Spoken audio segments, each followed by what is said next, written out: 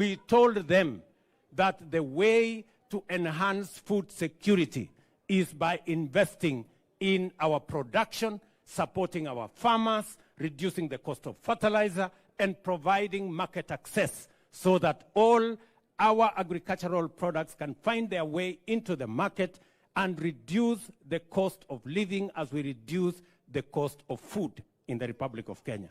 So mimi nataka niwashukuru sana. As part of that plan, leo tumekuja hapa kwa mpango ya dairy. Sekta ya dairy, mwaka ile iliyopita tulipata bilioni 34. Mwaka huu imeongezeka mpaka bilioni 40.5. And it is our plan that next year we want to enhance milk production, milk processing, so that our farmers can get 50 billion shillings from processed milk next year. That is our plan. Na tuko na mpango kamili ya kuhakikisha kwamba hiyo kazi inasonga mbele. Tunaelewana? Mnasema tuendelee namna hiyo? Tuendelee namna hiyo? Hebu ni wale wanasema tuendelee. So ndio nimekuja hapa leo. Hapa kwa mambo ya dairy. Sawa sawa. Ili tukubaliane na wakulima. Wakulima wa hapa hasa wa dairy ya Meru, na wanafanya kazi mzuri, wapigie makofi jameni. These are wonderful people. Waliniuliza last year ya kwamba wanataka usaidizi wa serikali ndio waweze kuhakikisha kwamba wakulima wa Meru wanapata chakula ya mifugo.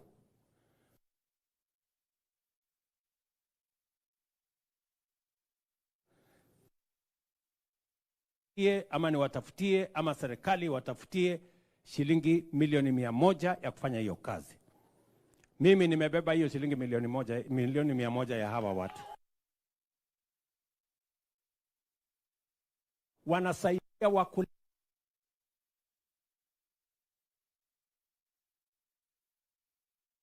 They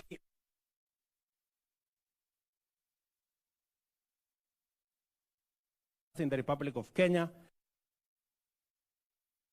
sure that dairy creates money, dairy makes money for our farmers and supports our food security agenda. Sawa? Sasa kwa sababu niko na maneno huko leo ya hapa, mimi sitaki kusema sana. Wacha niite deputy wangu awasalimie aseme.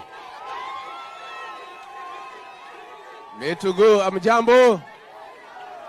Hamjambo tena. Muko salama lakini mumefurahi kuona kiongozi wetu. Si yeye ni kusema na kutenda. Si alisema basi itakuja. Amelete mwenyewe hajalete. Amelete mwenyewe hajaleta. Sisi zote kazi yetu ni kumsaidia rais wetu ndio apange mikakati ya maendeleo katika Jamhuri ya Kenya. Na hasa tunajivunia hapa katika kaunti hii yetu ya Meru. Rais anaendelea kututembelea, tukiwa tunampenda, tukiwa tulimpigia kura. Umemkaribisha? Si umemkaribisha? So vile rais amelete bus, si na mimi nipange bash kidogo.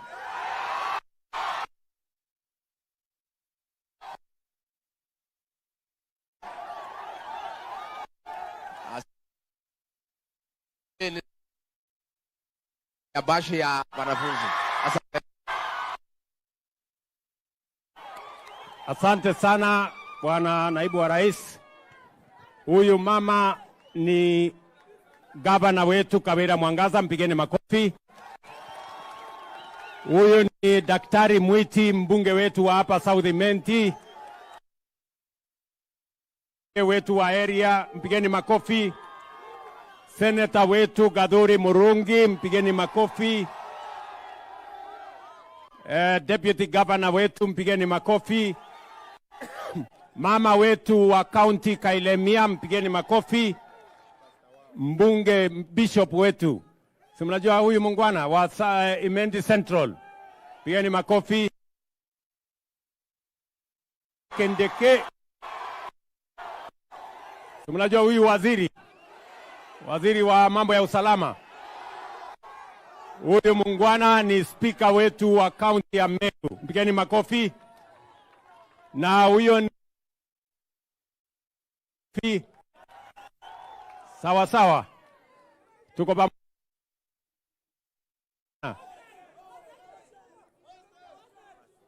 Iko maneno ya hostel. Mnatakaje tena? Lakini sasa nyinyi.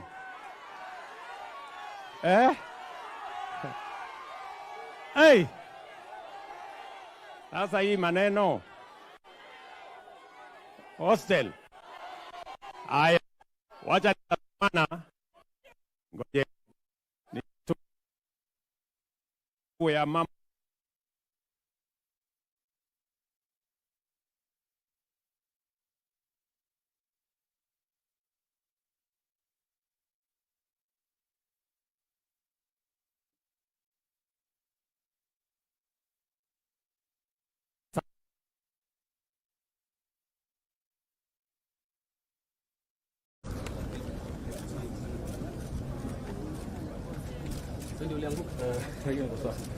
Nani alikuamsha?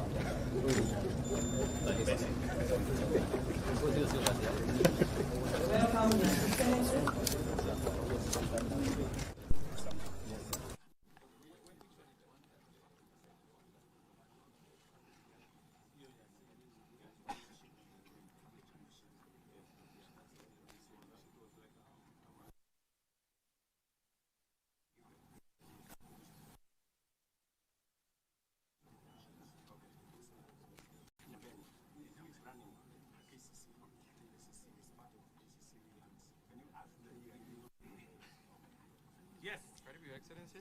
We have our engineer. Zuri. An electrical engineer can help everyone. Yes, thank you so much. To elect here. Also with clinical officers who are already over 70 days into their strike and such. So health is one of the areas that is likely to be the top gainers of this particular budget there. Another issue that has been raised is that the deficit there of 606 billion shillings is actually referred to as quite a reduced deficit there if you compare the last financial year, that is 2023-2024. But then the question is, do we have enough wiggle room to taking up more debt? Statistics indicate that by January 2024, that is the beginning of this year, public debt stood at 2.4 trillion shillings. There was also conversation with the World Bank that Kenya might actually be seeking another note from the World Bank valued at around $1 billion there to try and buy back. Remember, we had an issue with our Eurobond where we raised around 1.5 billion shillings of Eurobond that was due in 2031 at a rate of 9.7% on a coupon rate. Then also the balance of 500 million on 2024 Eurobond was to be settled, or rather is to be settled from a proceeds of $1.2 billion loan from the World Bank. And news coming in is that the World Bank indicates that Kenya is considering another Eurobond buyback in 2024. Can it hold? Do you have enough wiggle room when it comes to matters debt? And how is this going to affect the economy going forward? Some of the areas that we're going to be looking at as we continue with this particular conversation. As you can see, it is exactly 2:03.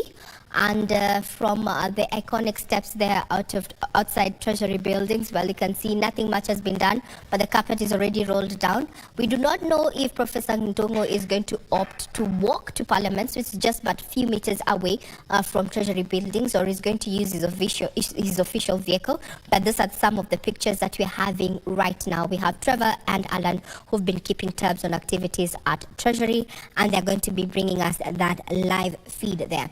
I want to bring you back to the conversation that we were having right here in studio with Ruth Kendall there. We were talking about what has been set aside for what. We have a 4 trillion shillings budget, where we intend to raise 3.3 in revenue, where around 441 billion, if I'm not wrong, if my math is not wrong, according to the draft, is coming through a way of appropriation in aid. What's your take on that? Thank you very much. Yeah, indeed, it is important for us to look at revenue from all angles. Apart from tax revenue, we need to look at the appropriation in aid. It may appear like a smaller component when you're looking at the total revenue, but 404 billion, yeah, that's sufficient to finance 2-3 sectors within the economy, combine education, maybe agriculture and another sector. 3 sectors can be financed from that revenue. And so something interesting we're observing in the appropriation in aid is that we see that in the last financial year specifically, a number of the government entities were able to revise their charges upward, the charges for the services that we access. Talk about the Ministry of Interior with the many revisions we saw. We've seen revisions in the Lands Ministry, we've seen revisions in water. We would expect that these revisions in charges would also translate to higher revenue targets that we expect. So these are services that citizens need, and the elasticity is limited. We don't expect that citizens will stop going for services now because the prices have gone up, right? Yeah. But looking at the numbers we have for the targets for the appropriation in aid, they seem to be declining between 2023 and 2024, the 2 financial years. Mm-hmm. And so the question is this a policy coherence issue? We would have expected to see an increase in the appropriation in aid, which provides a little bit of cushion, in terms of over-dependence on the tax revenue strategy. But that is something we will be monitoring as we proceed into the financial year to see the changes, especially as we'll be looking at supplementary budgets as they'll be coming in. Mm-hmm. Yeah. Now still... Meru Maziwa Millers Limited, to be done in 4 phases, but on ground now is what we expect when we complete. It is sitting in 5... Yes, 5 acres, and this is the last phase. We are doing a 10-ton per hour miller that do around 6,000 tons in 1 month. Entrance, where we expect our trucks to come in. We have the wind bridge.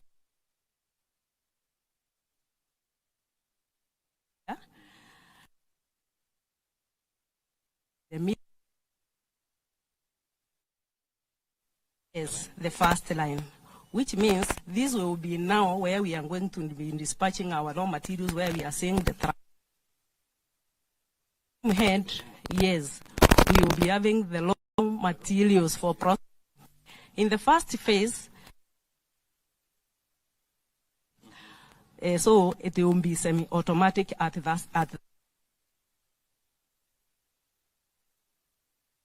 it's the maize dryer, which will be able now to be drying our maize to avoid the issues of aflatoxin.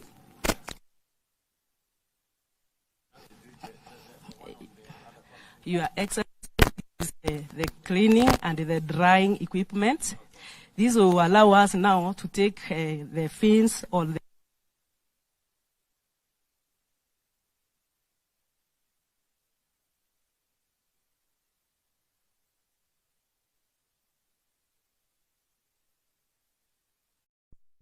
in our third phase, because of the role we are participating in the dairy sector, we will now bring in another 10 tons which will still be consolidated. So we will double now the monthly output from the 6,000 tons. Then we will move to the 4th phase, where we will now fully automate the system. We will bring in these silos. These the small ones are some huge ones that are made from things like soil, because they are delicate when you store them in the normal silos. Okay. And that will be our 4th phase, and the final phase will be able to give the milk farmers a total of 12,000 tons per month. Okay. Okay. Do you accept some to be back with? Now, my suggestion is instead of delivering from that end, I suggest you consider delivering from this end. because of phytosanitary issues. Yeah. You know, you want the end product.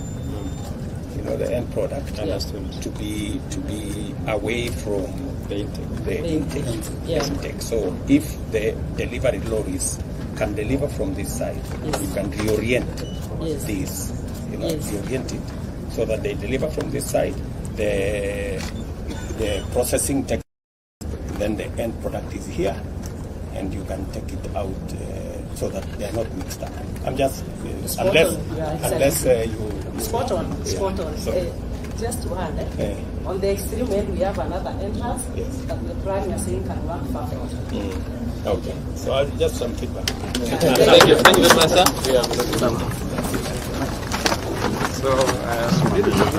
Basi wananchi, sasa rais wetu anakuja kufungua kamba, ishara kwamba uzinduzi huu umefunguliwa rasmi. Tujiandae, tumshangilie kwa makofi.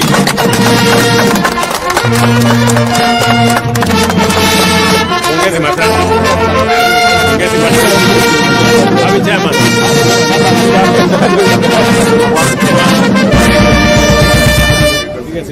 The deficit by borrowing. How is it going to affect, especially the domestic borrowing there at 300 billion? How is it going to affect the private sector in as far as access to credit, or rather availability to credit? Looking at the financial sector there, there's been quite an increase in interest rates when it comes to loans and such. Some of the questions that are already streaming in on our various platforms, Kenyans are asking then, what does the budget have in store for them? In a few minutes there, exactly 20 minutes, so if they're going to be keeping time, we're going to be hearing from CS Ndongo over the same. Perfect photo up there. We can see the CS National Treasury, Professor Ndongo, flanked by his PSs there. We have Chris Crypto on the far end, and we're also seeing Dr. Thuge there at the infamous steps of Treasury buildings there, where we have our reporters, Trevor and Alanoko, who've been keeping tabs on that. The budget is earmarked for 4.006 trillion shillings. One of in as far as the lion's share pie sector, we've seen education is likely to get the largest piece of the pie, but also we have 2.24 trillion shillings going to the executive there, being part of recurrent and development expenditure for 724.4 billion shillings, while recurrent carries 1.4 trillion shillings. This is the largest budget yet if you compare it with what we had in the financial year that is lapsing in the next 2 weeks or so. And we've had a series of changes when it comes to the budget policy statement there. We've had supplementary budgets there that either have had allocated additional funds to various sectors. We had an issue with matters of drought earlier in the preceding year, that is in 2022-2023, that affected how government spent the monies then. And in this financial year, 2023-2024, the country has been grappling with the issue of increased rainfall there, and we had to have various sagas and MDAs chipping in and trying to assist government put the matter in check there. So over the last 1 year or so that is lapsing, that's the fiscal year 2023-2024, we've had a series of changes when it comes to matters of the policy in terms of the budget. But now we have a draft that indicates that government intends to spend 4.006 trillion shillings in the next financial year there. Questions abound on, the Tax Procedures Act. Let's have a listen in there. Let's have some sound from Treasury buildings. Directors only. Pass by. Directors only. The Directors General, Principal Secretary, the Central, and the Commissioner General KRS remain.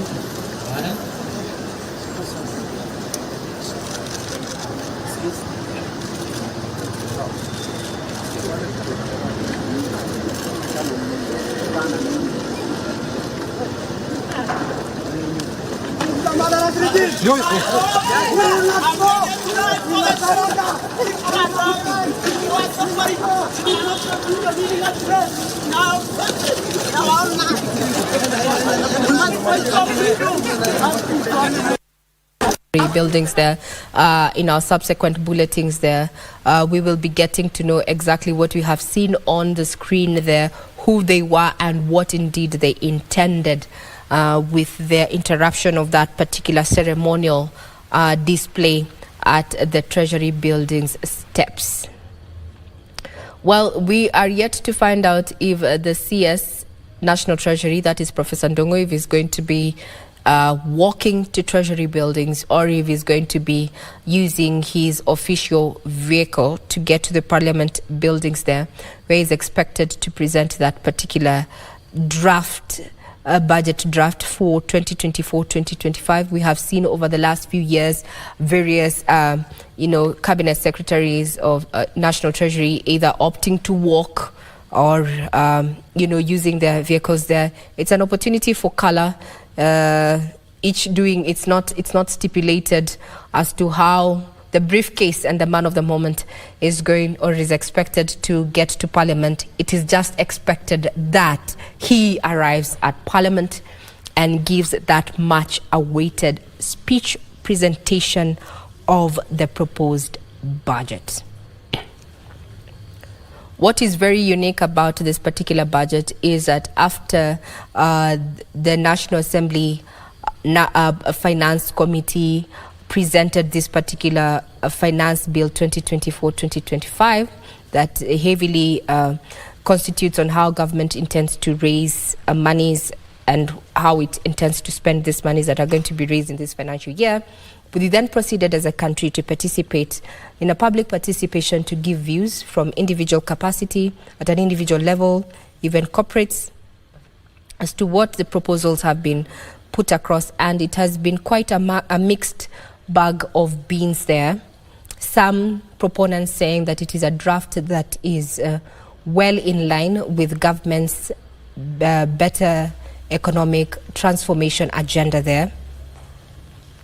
And critics coming out to say that it lacks a vital component that is addressing the high cost of living that Kenyans have been grappling with and have been asking the executive to look into,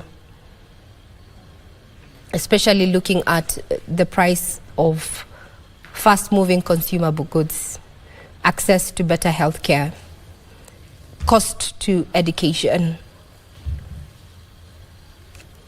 as well as creating a conducive business environment, especially for local manufacture as well. I guess the question is already answered. Professor Ndongo is not going to be taking a walk. Pardon. Ndongo there has gotten into his official vehicle there, and he is going to be in Parliament in the next less than 5 minutes. It's quite... That is Treasury.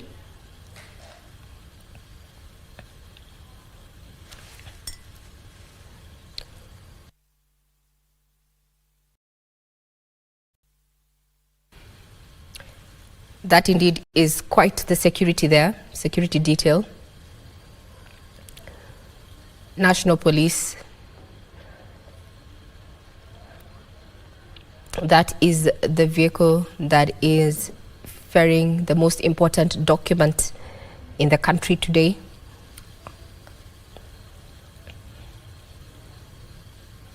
Given the short distance between Treasury buildings and Parliament, we expect that National Treasury Cabinet Secretary Professor Ndongo is going to be in Parliament in 5 or 7 minutes or so. He is going to be presenting that particular document to the bicameral house there.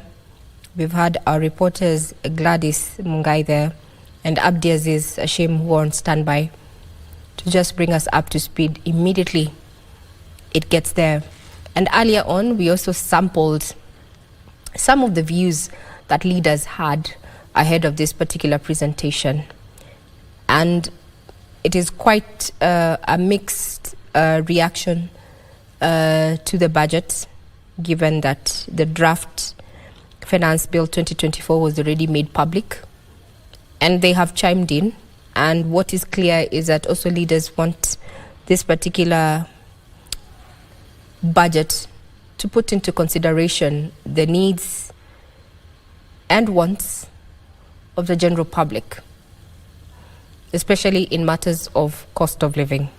We will be playing back that particular take from various leaders as we await for the arrival of the National Treasury Cabinet Secretary, Professor Ndungu, who any minute from now should be making his way to Parliament buildings under tight security there, a mix of National Intelligence Service as well as National Police, the men in blue there, providing that extra security all the way from National Treasury buildings to Parliament. According to Parliament documents, it indicates at exactly 2:30, the House will be seated, waiting for the budget reading. This cuts across the East Africa region. Around the same time, the East African community is also going to be presenting various, they'll be talking about Uganda and Tanzania, are also going to have their budgets read. So we will be comparing that. But now let's take a quick breather. But remember, it is budget day and we're on hand to bring you up to speed with everything that is transpiring. A quick breather, we'll be right back.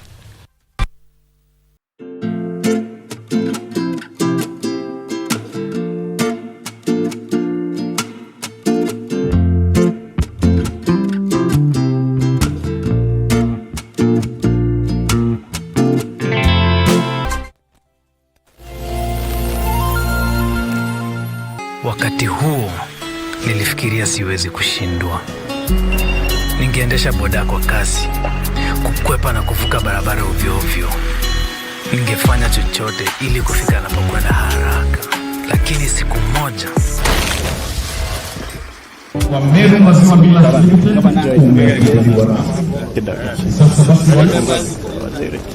anakuja kuweka jiwe la msingi.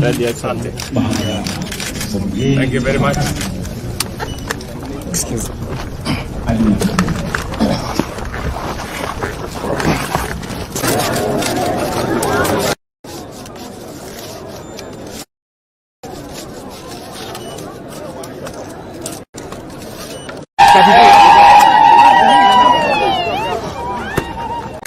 Na hawa viongozi wetu wa dairy, ili tuhakikishe kwamba tunapanua soko ya maziwa yetu in the international market.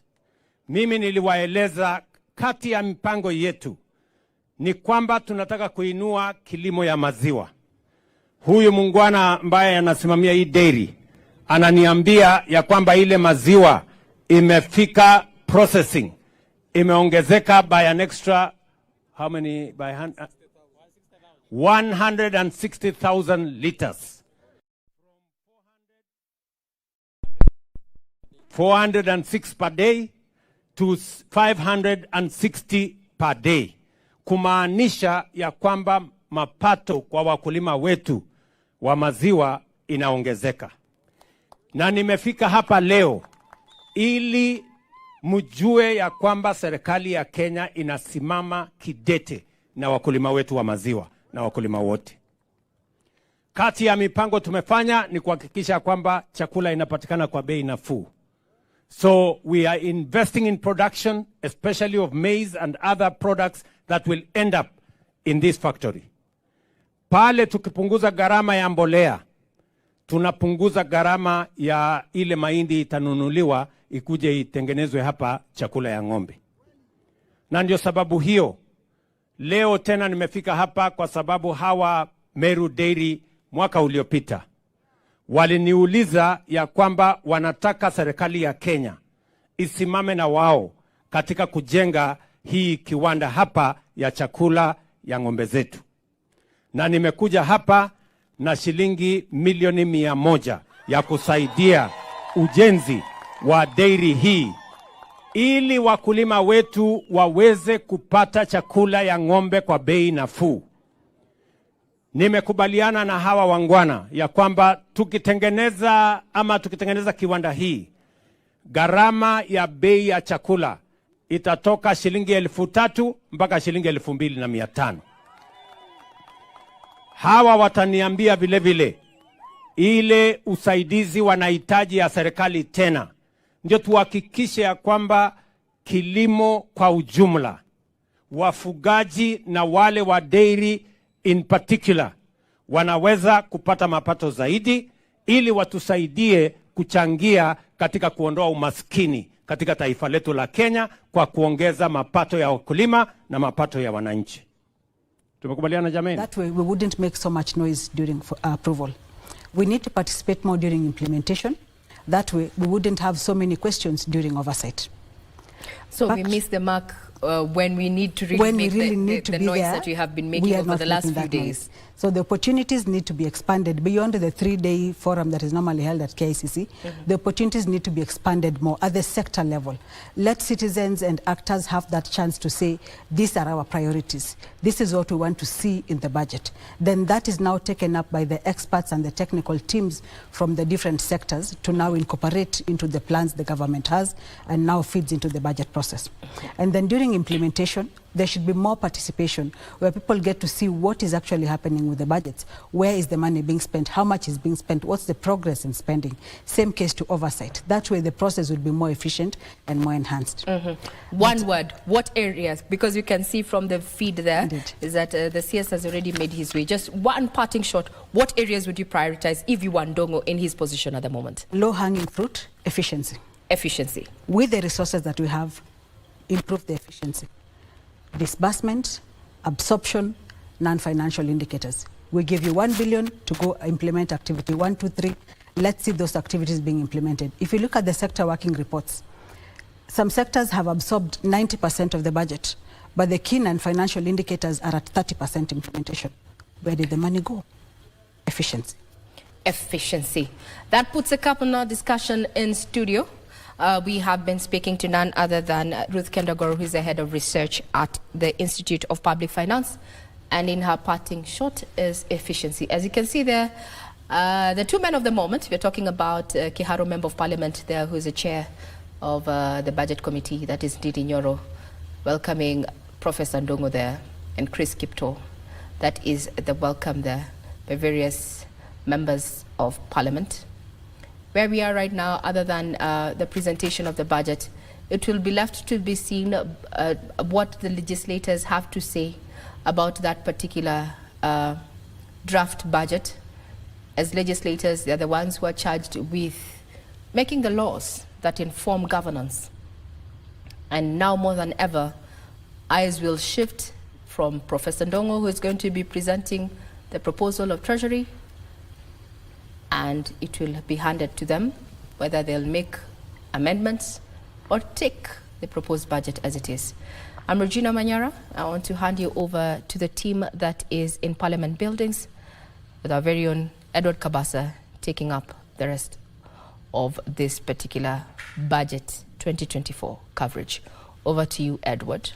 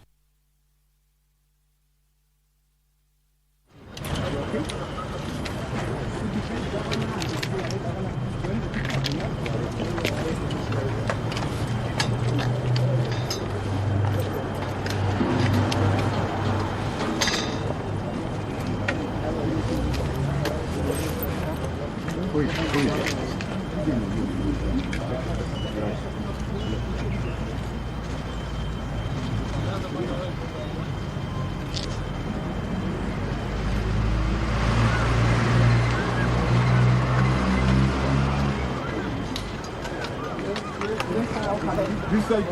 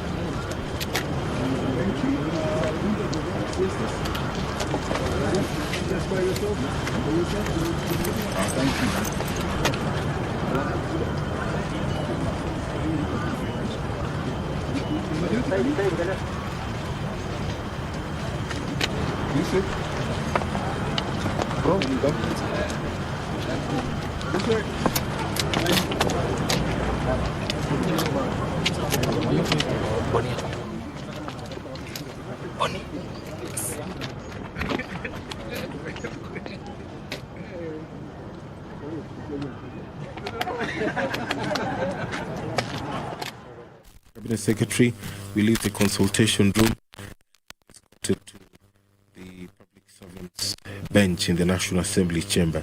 The Speaker of the National Assembly will invite the Cabinet Secretary for National Treasury and Economic Planning to deliver the budget highlights and revenue-raising measures for the financial year 2024-2025.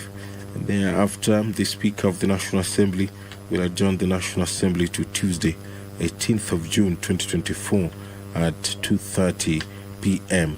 The Speaker's procession will leave the National Assembly thereafter. Now, the Cabinet Secretary for National Treasury and Economic Planning will take his leave and will be escorted to the consultation room, where members and guests will proceed to the Parliament courtyard for the reception. Now, the Cabinet Secretary for National Treasury and Economic Planning is scheduled to make the pronouncement on the budget highlights and revenue sharing measures for the national government for the financial year 2024-2025 today, being Thursday, the 13th of June 2024.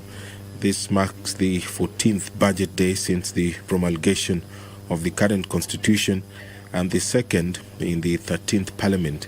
The presentation of the budget highlights and revenue-raising measures for the national government by the Cabinet Secretary for the National Treasury and Economic Planning, done with the approval of the Cabinet and commonly known as the budget speech, is in fulfillment of the requirements of Section 40, subsection 1 of the Public Finance Management Act 2012 and the National Assembly Standing Orders 244C Part 1. If you're just joining us, that is the Speaker of the National Assembly who is walking into the chambers. The members are upstanding.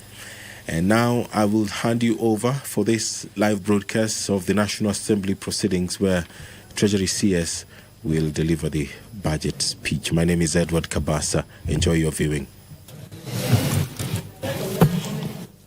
Waheshimiwa, tuombe. Ewe Mwenyezi Mungu ambaye kwa hekima na wema wako umeteua nyadhifa za viongozi na mabunge kwa ustawi wa jamii na utawala wa haki wa wanadamu, tukusihi utazame kwa neema nyingi sisi watumishi wako ambao wameridhika kutuita ili tutekeleze shughuli muhimu za jamhuri yetu. Tukuomba uteremshie baraka zako sisi tuliokutanika hapa, na utujalie tuyatende na kufikiria mambo yote atakayofikishwa mbele yetu kwa njia ya haki na uaminifu, ili utukufu na sifa zako siendelezwe, na ili kustawisha amani, ufanisi na heri ya nchi yetu na wale ambao haja zao umezikabidhi mikononi mwetu. Amen.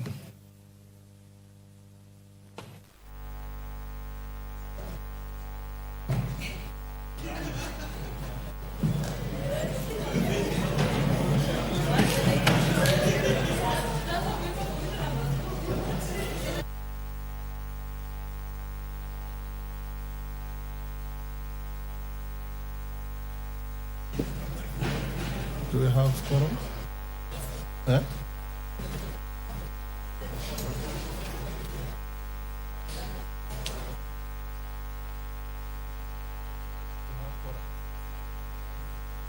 Honorable members, we have quorum to transact business. Clerk. Order number 1, administration of oath. Order number 2, communication from the chair.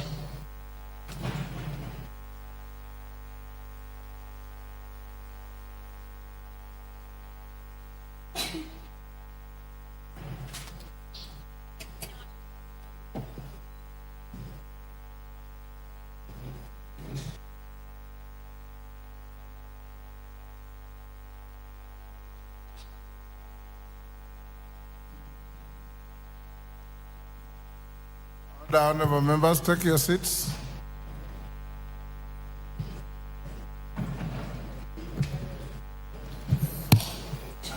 Take your seat, Honorable Osero.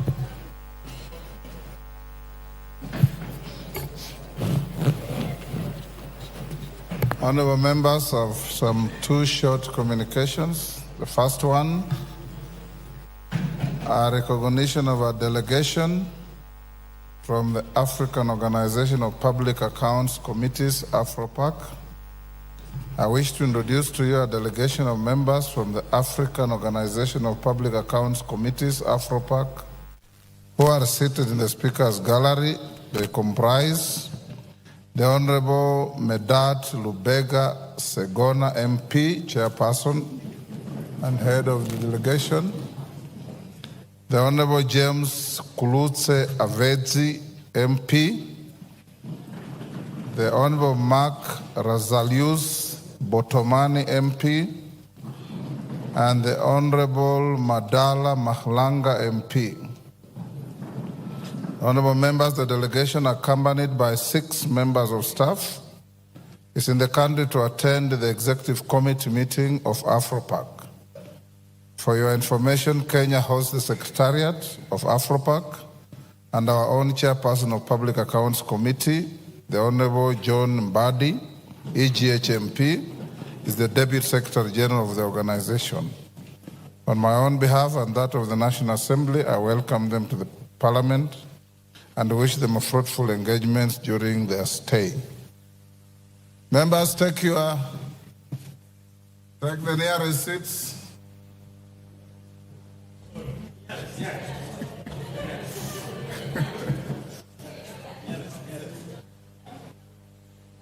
Honorable Kainan, where is your nearest?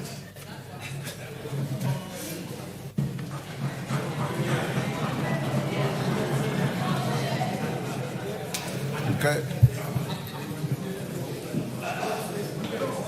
Honorable members, order. Order. Honorable members, the second communication relates to 2024 Speakers Roundtable with Kenya Private Sector Alliance, KEPSA. Honorable members, as you may be aware, since 2009, the National Assembly and the Kenya Private Sector Alliance, KEPSA, have jointly held an annual engagement under the auspices of the Speakers Roundtable. The annual event aims at bolstering the roles of the 2 institutions, including consideration of legislative and legal frameworks necessary for supporting the economic sector. Over the past 14 years, these engagements have been instrumental in providing policy and legislative underpinnings which have greatly impacted on the sector. Indeed, various amendments and reforms to the law have been initiated as a result of these collaborative meetings, thus supporting business and economic growth and contributing to overall national development. Honorable members, the 2024 Speakers Roundtable is scheduled to take place on Friday, 21st June 2024 at the Agile Grand Hotel, Machakos County. The meeting will be held under the theme of leveraging the role of the legislature in enhancing Kenya's competitiveness for the creation of jobs, wealth, and inclusive prosperity. The roundtable discussions will focus on, among other areas, governance, access to finance, competitive logistics and utilities, industrialization and trade, human capital development, and social development and inclusion. Honorable members, participants to the meeting will include all members of parliament, senior parliamentary staff, and representatives of the business community under the KEPSA umbrella. In this regard, honorable members, I wish to invite all of you to the meeting, as these engagements will afford the House an opportunity to engage with the business community as we seek to set the foundations for greater national economic development. I thank you. Next. Order number 3, messages. Order number 4, petitions. Order number 5, papers. Majority Leader. Honorable Speaker, thank you very much, Honorable Speaker. Honorable Speaker, I beg to lay the following paper on the table of the House today, Thursday, June 13th, 2024. Legal notice number 96 of 2024 relating to the Independent Policing Oversight Authority General Regulations 2023, including the explanatory memorandum, executive summary, and synopsis of stakeholders' engagement from the Independent Policing Oversight Authority, IPOA. I thank you, Honorable Speaker, and I beg to lay.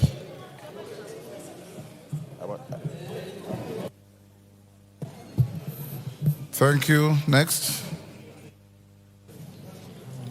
Order number 6, notices of motion. Order number 7, questions and statements. Robert Mbui. Thank you, Mr. Speaker. Mr. Speaker, this is a request for a statement regarding the directive by the Private Security Regulatory Authority on minimum wage for private security officers.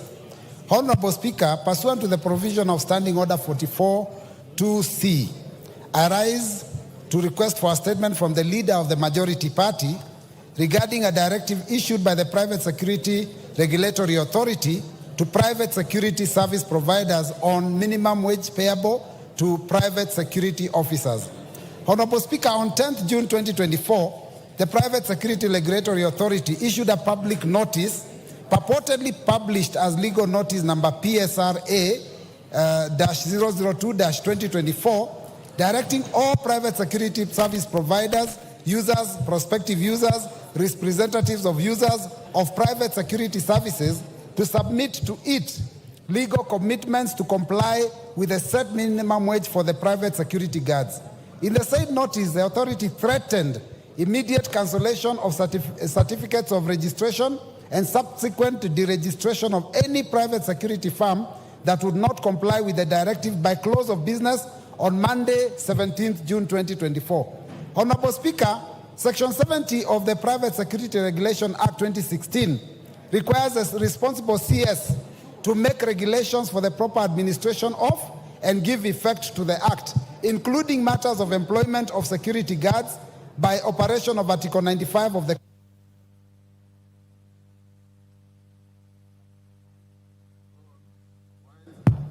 Thank you, Mr. Speaker. It had gone off. So by operation of Article 95 of the Constitution, the purported legal notice not having been laid before Parliament in accordance with Section 11 of the Statutory Instruments Act 2023 is therefore void. Honorable Speaker, it is against this background that I request for a statement from the leader of the majority party on the following. 1, could the leader of the majority provide a report on the constitutionality of the legal notice number PSRA/002/2024 issued by the Private Security Regulatory Authority on 10th June 2024 on compliance with the minimum set wage. 2, outline the steps that will be taken to revoke the legal notice by the Private Security Regulatory Authority if found illegally issued, and the measures put in place to ensure adherence with the relevant laws while exercising the said directive. 3, provide details on the processes leading to the determination of the minimum wage and whether the process adhered to the due process contemplated in law. 4, explain the powers and functions of the Private Security Regulatory Authority under Section 9Q of the Private Security Regulatory Authority Act 2026. Includes setting of the minimum wage for security guards without reference to the ministry and the Salaries and Remuneration Commission. 5, clarify whether the powers vested in the authority under Section 32 contemplates non-compliance with minimum wage as a ground for cancellation of certificates of registration and or deregistration of private security firms. And 6, explain the reasons for failure by the authority to submit regulations envisaged under Private Security Regulatory Authority Act 2016 to Parliament as required under the law, despite various efforts by the Committee on Delegated Legislation. I thank you, Honorable Speaker. Thank you, Robert Mbui. I've been requested by 2 joyriders. Major Bashir. Where is he? Yes, sir. Are you a major or a colonel? I'm a major. Major Bashir. And it's not easy to achieve the rank of a major. It's not just like going to an election and winning. Thank you, Honorable Speaker. Honorable Speaker, I want to support the statement that has been read by Honorable Mbui. And the matter here is about regulating the private security industry. Honorable Speaker, sometimes last year, the PSRA, together with the Ministry of Interior and National Coordination, appeared before the Committee of Delegated Legislation, of which I'm a member. And we asked them to bring the regulations so that the committee can go through and either approve or annul. Sadly, the state regulations have never been brought to Parliament through the committee. What we are seeing now through gazette notices aimed at private security companies is a nullity in itself, because it is something which is not bound by law. Take, for example, the issue of minimum wage.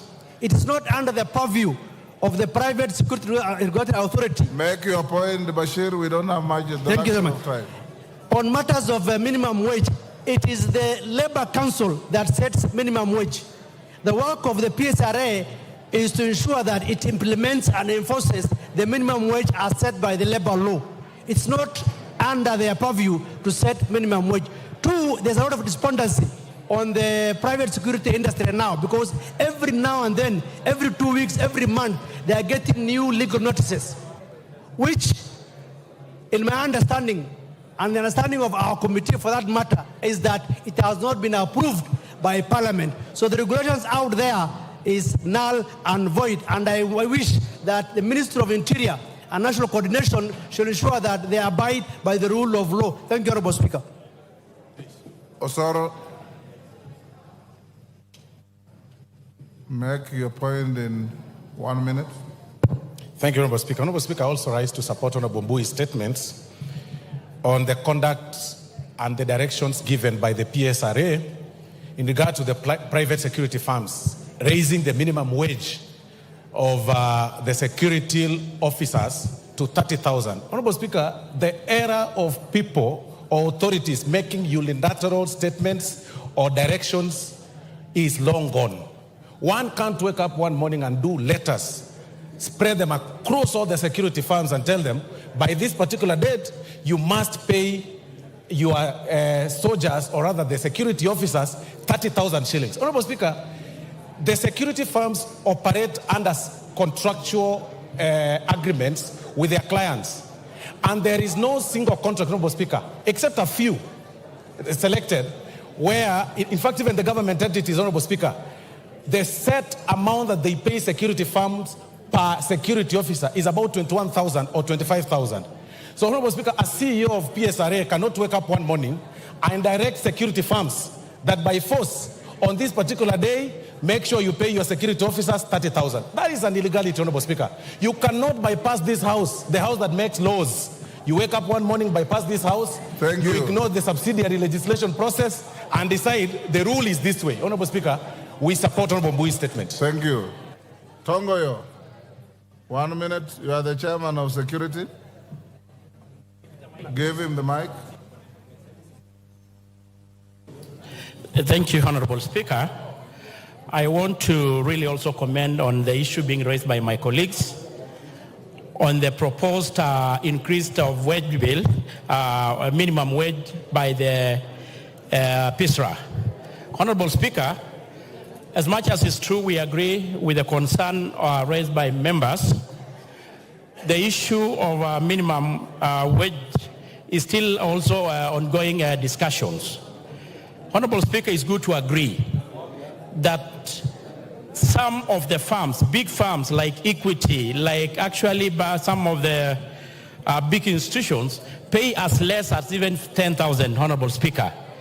So we had a proposal that we had actually proposed to the institution to adopt, whereby they are going to form categorization and give different classifications and different certificates, so that the institution that, of course, they are big like G4S, who can able to afford the 30,000, they are given a different certificate, and they are, of course, you'll be able to be given a certificate and a classification depending on your capacity, just like the way NCAA does. So, Honorable Speaker, it is a very valid discussion, but I think it's something that we should be able really to appreciate, that majority of these institutions actually pays extremely too low when themselves are actually earning more. So I think the point to look at it is that we are going to have the regulatory authority give different certificate, different classes, so that the big companies who actually able to have the capacity should be able to pay the minimum. Those in the villages, like those who got the primary schools and small institutions, can able to pay the minimum that they can able to afford. Thank you. Majority Leader, this statement was directed at you. You also have your Thursday statement. We have only 9 minutes to start the next business.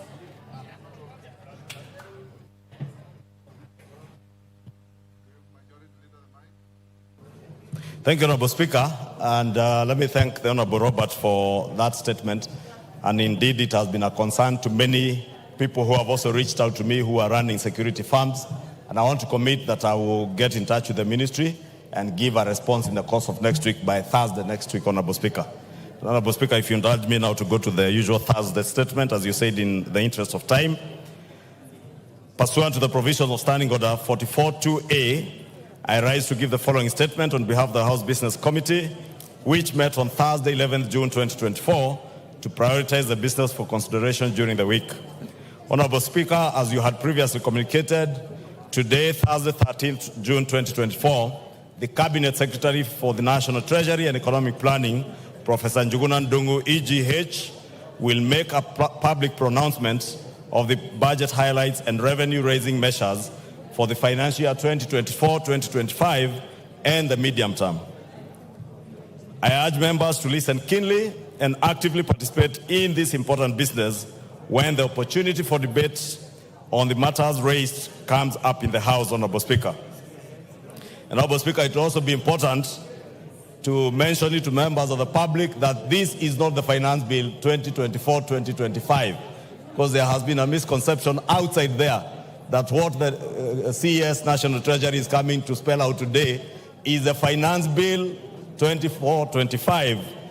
And therefore, Honorable Speaker, it will be important for members of the public to get the understanding that these are just the revenue-raising measure statement, not the Finance Bill. I know many of these members have been harassed by members of the public on matters touching on voting. There will be no voting today, Honorable Speaker, on anything.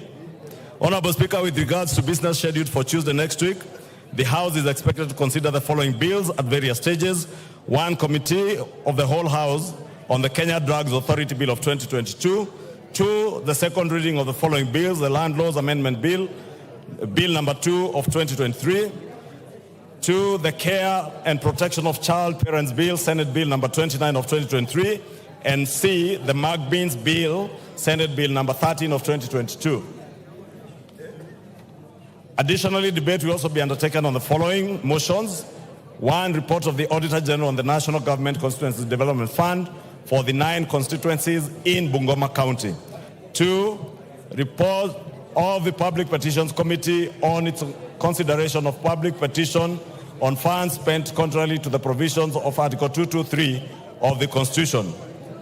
3, reports of the Auditor General on the financial statements of specified state corporations. Honorable Speaker, if you can protect me from this Embu team that is conversing in Kimbere and Embu. Order, honorable members, Karemba and your team. CNN, go and take your seat.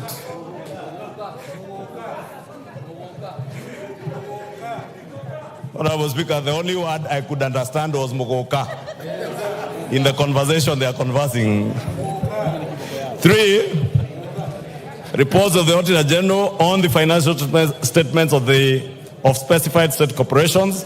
4, report on the Parliamentary Broadcasting and Library on enhancing reporting of parliamentary business on online platforms. 5, report of the Committee on Regional Integration on its inspection to the semi-autonomous institutions of the East African Community in Uganda. 6, report of the Committee on Implementation on the implementation status of reports on petitions and resolutions passed by the House. 7, report of the Committee on Trade, Industry and Cooperatives on its consideration of alleged fair trade practices by foreign investors in Kenya. And 8, second report of the Committee on National Cohesion and Equal Opportunity on Employment Diversity Audit in Public Institutions. Honorable Speaker, in accordance with the provisions of Standing Order 42A5 and 6, I wish to convey that the Cabinet Secretary for Interior and National Administration is scheduled to appear before the House on the afternoon of Wednesday, 19th June 2024, to respond to the following questions. 1, question by private notice number 004 of 2024 by the member for Gilgil, Honorable Mother Wangare, CBS MP, regarding the death of Jasmine Njoki in Gilgil, Nakuru County. 2, question by private notice number 05 of 2024 by the member for Samburu North, the Honorable Eli Letipila, MP, regarding the status of the investigation into the death of Honorable Paul Loshimpiro, MCA, for the Angata Nanyekia ward in Samburu North constituency.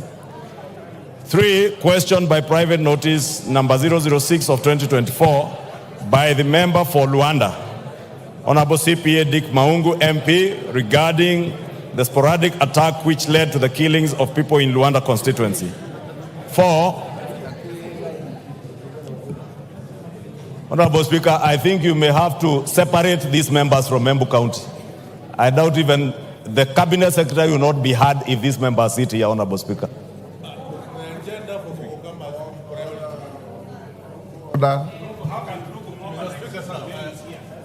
Order, Rugu. Order, take your seat.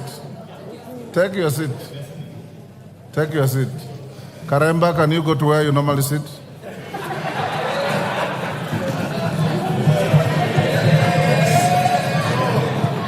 Go retreat where you normally sit. In actual fact, Honorable Speaker, these 3 seats are reserved for members of the Parliamentary Service Commission and the Deputy Speaker. Retreat. And the commissioners have been displaced. Wind up. Wind up. Karemba, you will go and sit where you normally sit. Finish up, Majority Leader.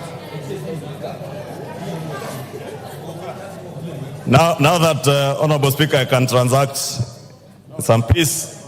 4 was questioned by private notice number 08 of 2024 by the member for Lugari, Honorable Nabwere Nabi, MP, regarding the status of the investigation into the circumstances that led to the death of 2 brothers, Mr. Bonaventure Ounza and Mr. Kalistas Apuoka, by the policemen based in Santo Police Station. 5 is question number 11 of 2024 by the member for Moyale, Honorable Professor Jaldesa Guyo MP, regarding the status of the investigation into the circumstances surrounding the shooting of Ms. Kabale Galgalo Guyo around Kangemi Mosque compound. 6, question by private notice by number 012 of 2024 by the member for Lamu, Honorable Monica Mudhoni MP, regarding the recurring conflict between herders and farmers in Ungu village of Hindi Ward, Witu and Mkunumbi wards in Lamu County.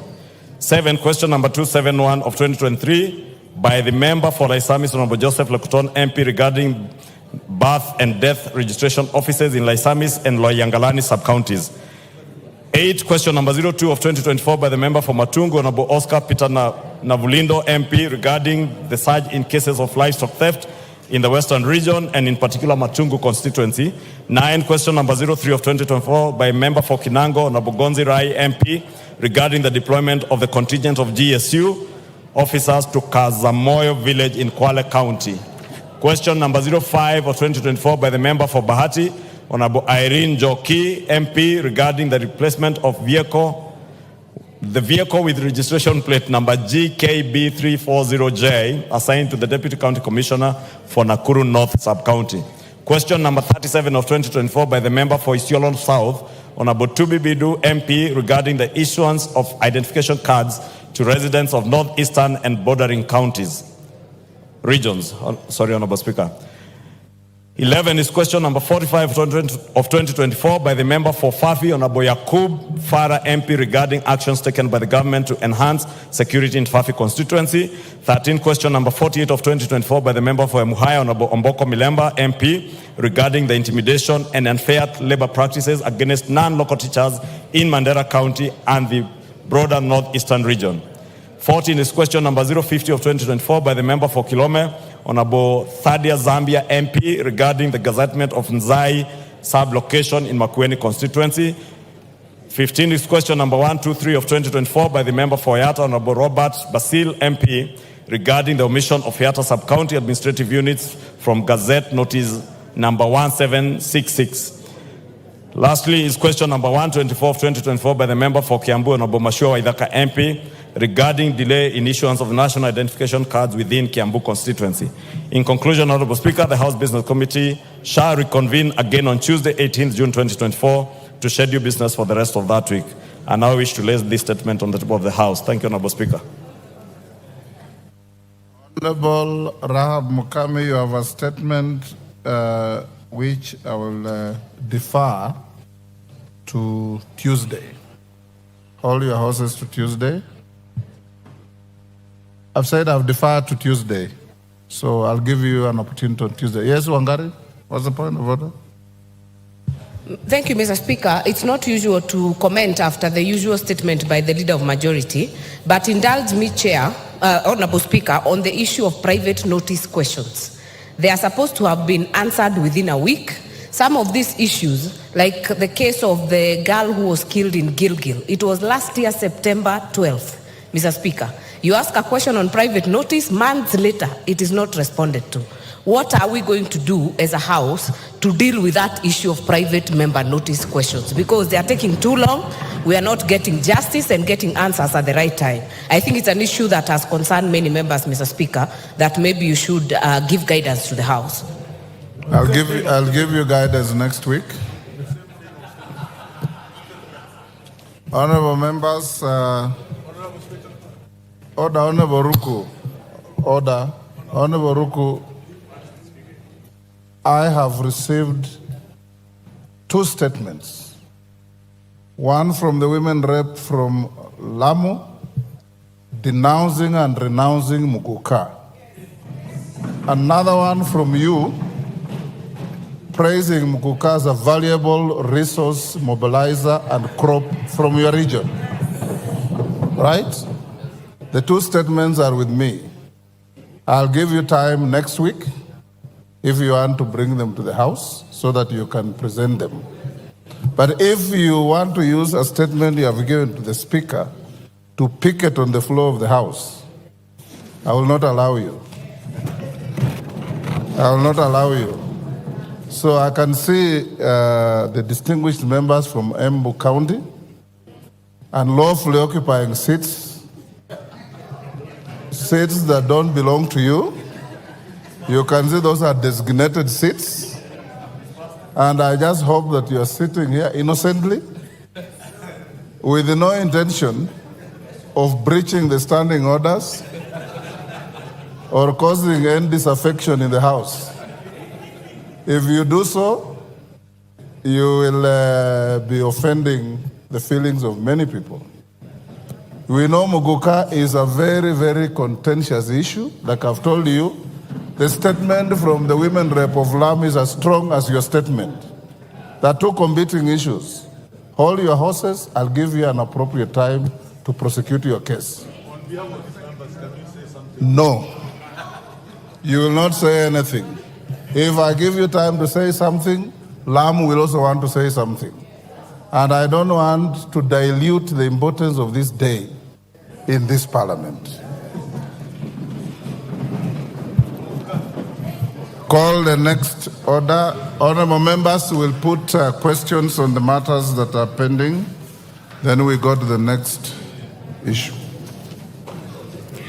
Order number 8, motion, report of the Committee of the Whole House on its consideration of the Equalization Fund Appropriation number 2 Bill, Senate Bill number 30 of 2023, question to be put and third reading.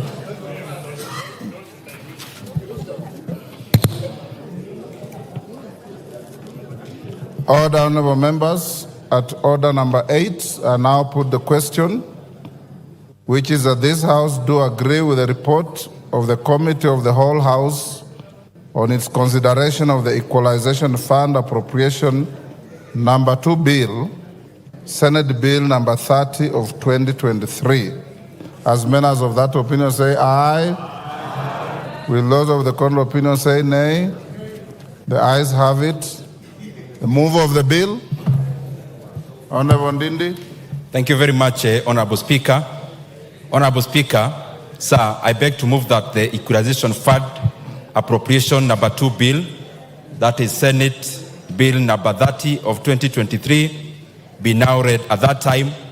And before I call the second Honorable Speaker, I want to thank all members who ably debated this matter and for the House for passing Kenya shillings, 7.4 billion Kenya shillings that will be going into the Equalization Fund. Honorable Speaker, it is also important for members to know that we have also budgeted for the arrears in the previous years that were never disbursed, especially because of the standoff in terms of regulations. And therefore, we'll be passing over Kenya shillings 7.4 billion to the counties and to the areas that should be boosted.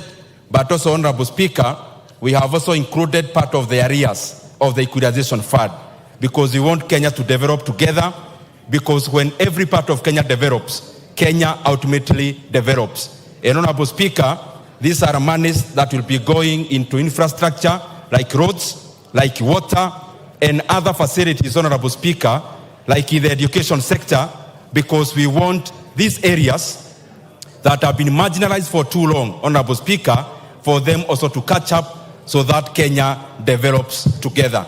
And I want to thank all members, Honorable Speaker, because we have consistently been appropriating monies into the Equalization Fund, and will continue to do so, Honorable Speaker, as it is provided in the Constitution. Thank you. Honorable Speaker, I now request the member for Dadaab, the Honorable Farah Marim, to second. What is out of order? What is out of order, honorable member? You have the mic. Thank you, Speaker. Mr. Speaker, unfortunately for the better part of this year, I've been unwell. I've not been attending sessions. Yesterday, when I was seeing the list of the constituencies that have been allocated the Equalization Fund, unfortunately, Mr. Speaker, Kilifi South was missing. And trying to look at all the other constituencies, I could not understand. Order, Honorable Chonga. Mr. Speaker, I just... Order. Take your seat. Order, Honorable Chonga. The Speaker does not allocate equalization funds? I'm sure you know where to find the answers. Farah Malim, second. Honorable Speaker, while seconding this motion, it's important, Mr. Speaker, we were in this parliament together in the 10th parliament when, under the new constitutional dispensation, something called the Equalization Fund was created. And the idea was that the traditional, historically marginalized areas can be brought up to speed with the rest of the country.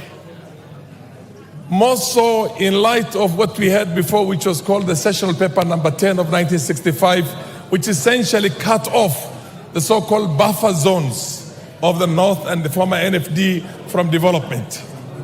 Mr. Speaker, we had 14... Order. Honorable I just want to second that, but I'm seconding. You are making an important point at the wrong forum. Yes. I just want to make an observation. I've already seconded it. But those are matters that in line with exactly, in line with what the chair has done. The chair has elaborated essentially on why he thinks this should be passed. I am also elaborating on that, but putting a rider in that this now has been watered down to 34 constituent counties. So I support it. And I'm happy that the chair of the committee has done a lot of efforts to make sure this money is disbursed. But how much infrastructural development will 90 million do for Garissa in terms of tarmac roads, in terms of national grid, in terms of all those things? Equalization, the word equalization means bring them up to speed. But having said that, I know that we have a minority here, but I second it. Thank you very much. Thank you. Order. I now propose the question, but Honorable Chonga, the allocation of equalization fund is done by the CRA. Then, order, Honorable Farah. We are the ones who drafted the Constitution 2010. The areas that were identified were subsequently expanded by CRA and approved by Parliament. I now propose the question, which is that the Equalization Fund Appropriation Number 2 Bill, Senate Bill Number 30 of 2023, be now read a third time. And I put the question. I now put the question, and I confirm that we have the requisite quorum, which is that the Equalization Fund Appropriation Number 2 Bill, Senate Bill Number 30 of 2023, be now read a third time. As many as of that opinion say aye. Aye. Will those of the contrary opinion say nay? The ayes have it. A bill for an act of Parliament to authorize the issue of sum of money out of the consolidated fund and its application towards the service for the year ending 30th June 2024 to appropriate the sum for certain public basic services and for connected purposes. Order number 9, motion, report on the consideration of the consolidated fund services expenditures for the supplementary estimates 2 for the financial year 2023-2024 and the budget estimates for the financial year 2024-2025.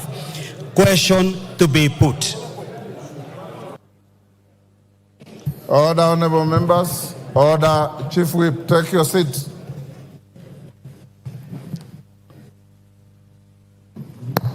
Honorable members, I now put the question at order number 9, which is that this House adopts the report of the Public Debt and Privatization Committee on its consideration of the Consolidated Fund Services for the Supplementary Estimates 2 for year 2023-24 and the budget estimates for year 24-25 laid on the table of the House on Tuesday, 4th June 2024.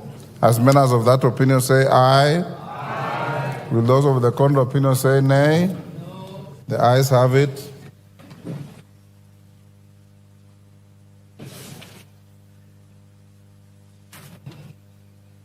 Honorable members,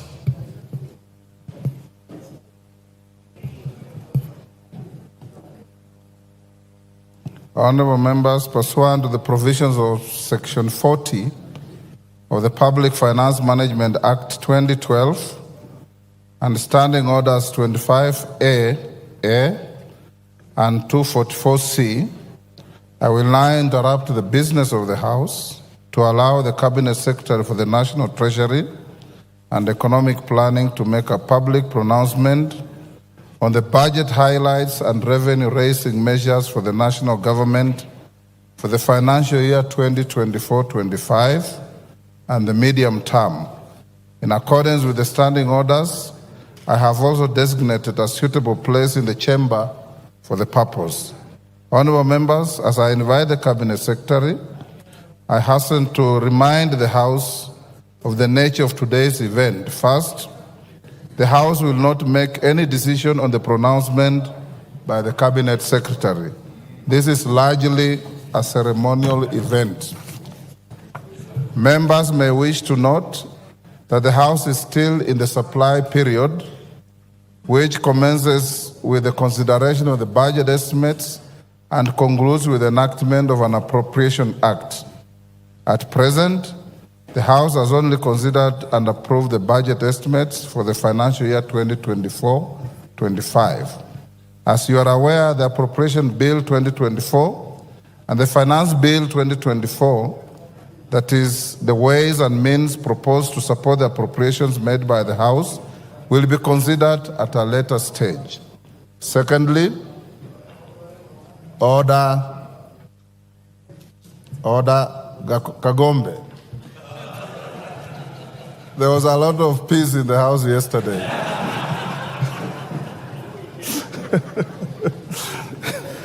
But you are welcome back to the House. Secondly, honorable members, I wish to allay the fears of a number of members who have approached me and raised concerns relating to the Finance Bill 2024.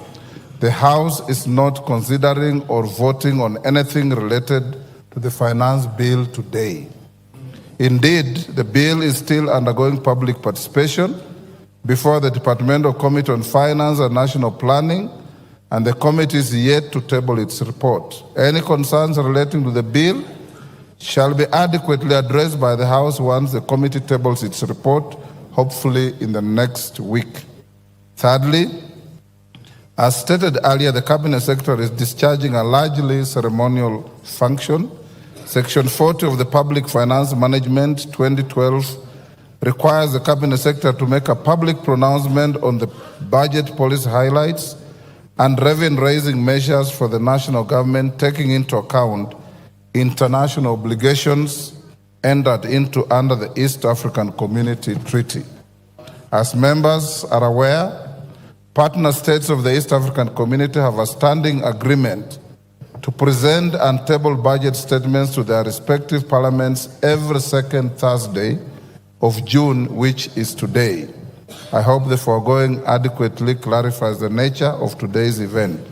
And before I call the Cabinet Secretary, I wish to welcome our invited guests who comprise Cabinet Secretaries, Principal Secretaries, members of the Diplomatic Corps, and all other invited guests seated in the Speaker's row, diplomatic boxes, and the galleries. The Cabinet Secretary for the National Treasury, Professor Njuguna Ndungu, PhD, EGH, you may now proceed to the podium.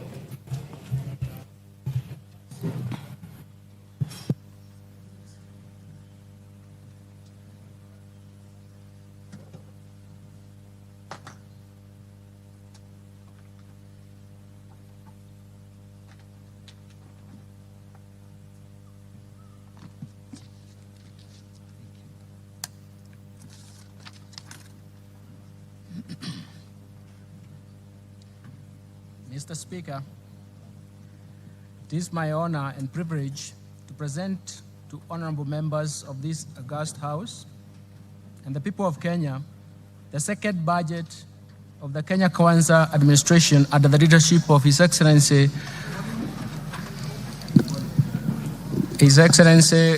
Dr. William Samoei Ruto, the President of the Republic of Kenya and the Commander-in-Chief of the Defense Forces.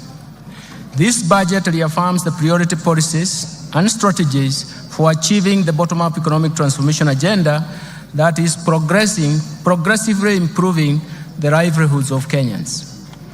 This statement is presented in the fulfillment of the requirements of Standing Order number 241 of the National Assembly and Section 40 of the Public Finance Management Act 2012 that requires that the Cabinet Secretary for the National Treasury to make a public pronouncement of the budget policy highlights and revenue-raising measures for the national government.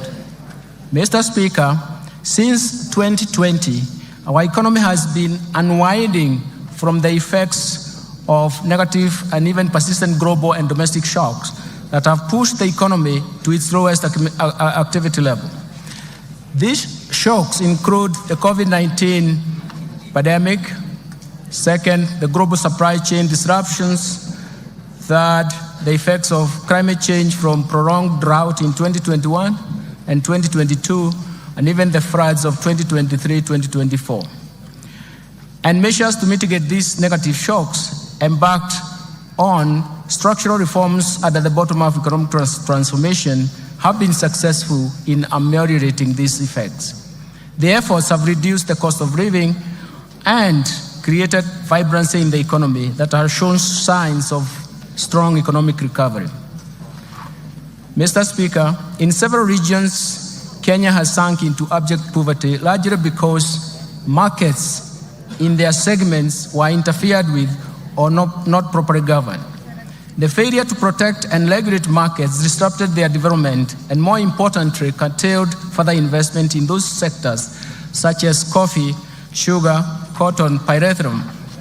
The institutional failure problem pushed policy to fail. In this context, the bottom-up economic transformation agenda interventions at the bottom of the pyramid are targeted to ensure that the markets are properly governed to work for everybody, and especially the poor. Mr. Speaker, for Kenya to transition from the middle-income status of the economy to an upper middle-income status as envisioned in the Kenya Vision 2030, two driving factors are important. That is, we must develop our human capital capability, and we have to increase production and productivity. Mr. Speaker, the Kenya economy is susceptible to the ravaging impact of climate change, as demonstrated in the 2021-22 severest drought, which was more severe, which we haven't seen in the last 40 years, and the events of floods that have led to massive loss of property and life.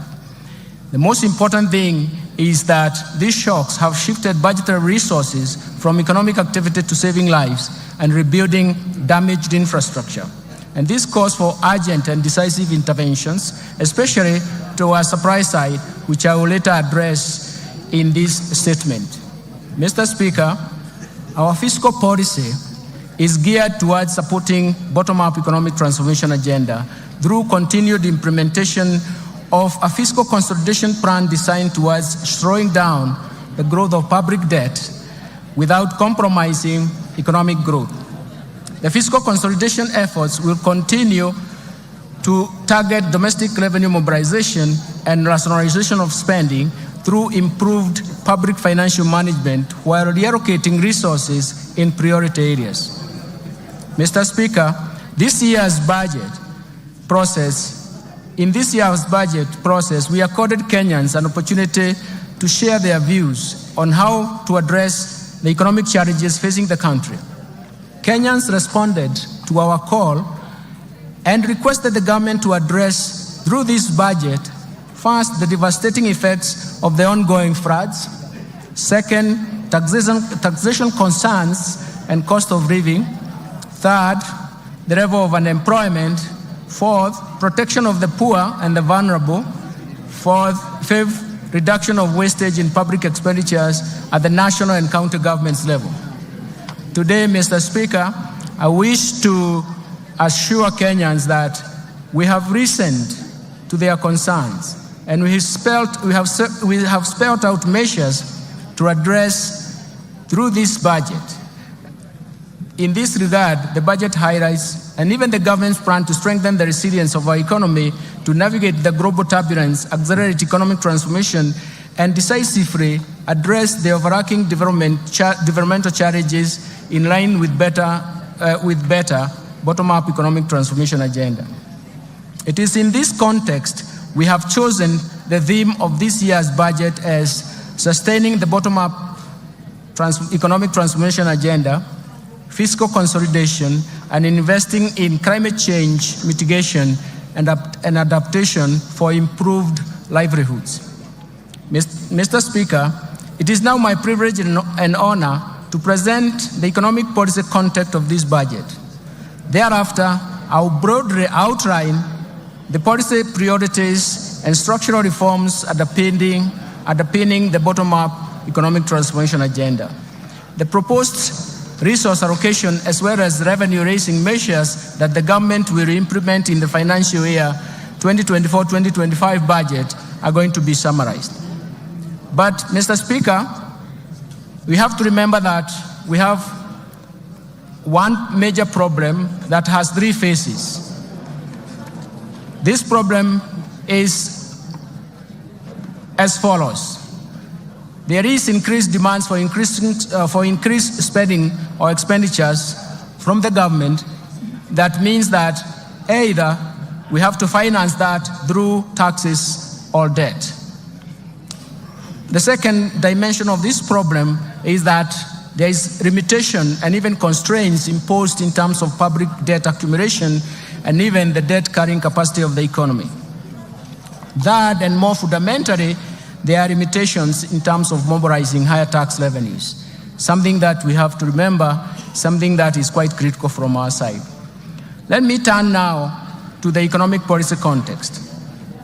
Mr. Speaker, the financial year 2024-2025 budget has been developed against a backdrop of improved global economic outlook. The world economy stood at 3.2% in terms of growth in 2023 and is projected to continue at the same pace in 2024. In the domestic economy, Mr. Speaker, the Kenyan economy is now unwinding from layers of negative and persistent shocks. And some of these shocks have actually have been protected and have a structural and permanent effects on the economic activities. Mr. Speaker, through forecast interventions as well as structural reforms, the policies of Kenya Kwanza government have started to yield some positive results. Economic recovery is evident, with a GDP growth of 5.6% in 2023, up from 4.9% in 2022. This is above the global average and also above the average of sub-Saharan African region. The domestic growth in 2023 was mainly supported by a rebound in agricultural activities given the improved weather conditions and subsidized inputs for farmers. The resilience of the services sector remained strong in that same year. So the overall inflation also declined to its target level at 5%, and in April 2024, from a peak of 9.6% in October 2022. The decline was driven mostly by easing of food and energy prices, a strong pass-through effects from exchange rate appreciation, and the impact of monetary policy actions. And the tight monetary policy has been complemented by fiscal policy measures to enhance food production through subsidy program on fertilizer and seeds. Mr. Speaker, in February this year, the government took advantage of the improved international financial market conditions to refinance the buyback of US $1.5 billion of the Eurobond 2024. The government, through this process successfully removed the uncertainty of the settlement of the Eurobond. The government also successfully issued an 8.5-year infrastructure bond that attracted significant foreign investors, making it the most successful domestic bond issuance in the country's history. Mr. Speaker, these two operations in February significantly improved the market perception, together with a tight monetary policy stance, and significant reforms in the interbank foreign exchange market, it has brought stability in the foreign exchange market. As of 31st May 2024, the exchange rate was Kenya shillings 130.20 to the US dollar, from a high of 163 earlier on in January. And this represents a significant appreciation of 18.7%. The appreciation and stability of the exchange rate created confidence and triggered inflows of foreign exchange foreign direct investment, and attracted investors to the Nairobi Securities Exchange. In order to enhance monetary policy transmission, the Central Bank of Kenya has adopted a new monetary policy implementation framework, and this is based on inflation targeting and introduces an interest rate corridor around the central bank rate. The interbank rate is expected to be within this corridor. In addition, the Central Bank of Kenya launched the DAO CSD, a central securities depository infrastructure that delivers world-class level of registry, custodial, and even settlement services for both primary and secondary market operations. Mr. Speaker, I wish to encourage Kenyans and investors to take advantage of the DAO CSD to invest in risk-free treasury bills and bonds in order to grow their wealth and secure their financial future. We have simplified the DAO CSD, and investors can simply use the USSD *866# to log in and invest a retail bond for amounts as low as 600 shillings. This also will be launched to make investments of government securities all inclusive and include the bottom of the pyramid. Mr. Speaker, the strong economic fundamentals, together with the renewed investor confidence, is a signal for accelerated, broad economic growth and creation of jobs for our youth. In 2023, the total new jobs generated in the economy increased from 848,200 jobs compared to 816,600 new jobs generated in 2022. And this is attributable to policies implemented, especially when you focus on affordable housing and the agricultural sector interventions. Looking ahead, Mr. Speaker, and considering the ongoing reforms and even additional measures the government is introducing through the budget statement, we project our economy to grow at 5.5% in 2024 and 2025. This strong growth will be supported by ongoing interventions at the bottom-up economic transformation agenda.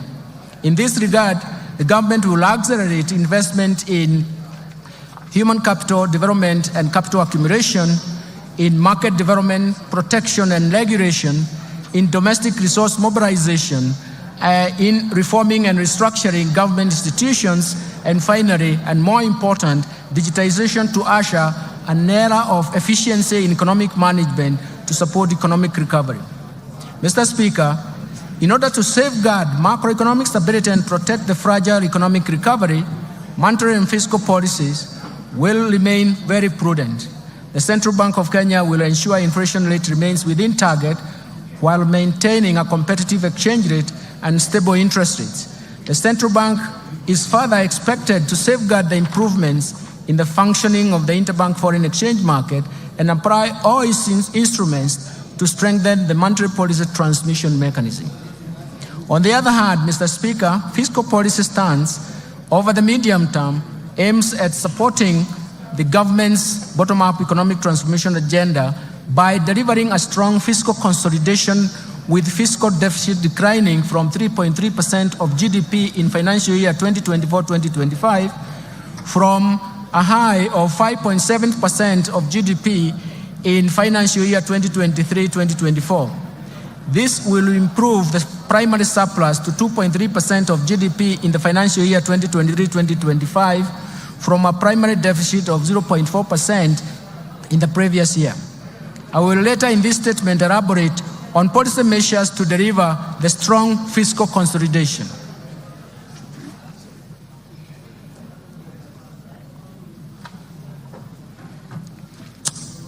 Mr. Speaker, this economic outlook is not without risks. We continue to witness external shocks and recurrence of extreme weather events that not only affects the economic activities, but also pose major fiscal risks. The government will take appropriate interventions to cushion the economy from these risks. Mr. Speaker, let me now expound on the policy priorities of the government to promote economic transformation and improve livelihoods for Kenyans. First, let me start with the bottom-up economic transformation agenda. To strengthen economic recovery, the government will accelerate the implementation of policies, programs, projects, and interventions in bottom-up economic transformation agenda. First, enhance agricultural transformation. Second, support micro, small, and medium enterprises. Third, provide affordable housing and settlement. Fourth, achieve universal health care. Fifth, support growth of the digital superhighway and creative economy that will support job creation. Towards actualizing these objectives, actualizing development objectives to the public, the government in March 2024 launched the fourth medium-term plan for the period of 2023-2027. The MTP4, as we call it, translates the better aspirations into concrete priority interventions to be implemented by both levels of government. These are premised on the value chain approach with sectors which will target sectors with the highest impact to drive the economy and sustain economic recovery. The key priority interventions focus on the following value chains. First, leather and leather products, textile and apparel, dairy, the tea industry, lice sector, edible oils, the brew economy, and natural resources including mineral and forest, and finally the construction and building materials. The value chain approach ensures rational resource allocation by eliminating wastage of resources occasioned by duplication, overlap, fragmentation, and ineffective coordination in the implementation of the program and projects, while promoting a whole of government approach to service delivery. To create employment, special focus has been given to investment in special economic zones and county aggregation and industrial parks, diversification of export markets, and market access of goods and services from micro, small, and medium enterprises. Mr. Speaker, the government will also undertake the following targeted strategic interventions to support economic transformation. First, the government will continue to maintain macroeconomic stability to enhance security, to foster a secure and conducive business environment while protecting Kenyans and their properties. Second, the government will scale up development of critical infrastructure in the country, such as roads, railway, air, seaports, energy, water, and reduce the cost of doing business and ease movement of people and goods, as well as promote competitiveness.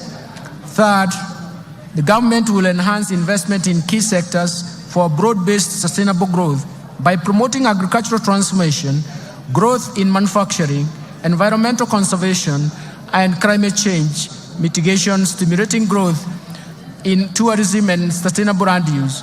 And all this in management will actually refocus ourselves in terms of how we can get moving in these subsectors.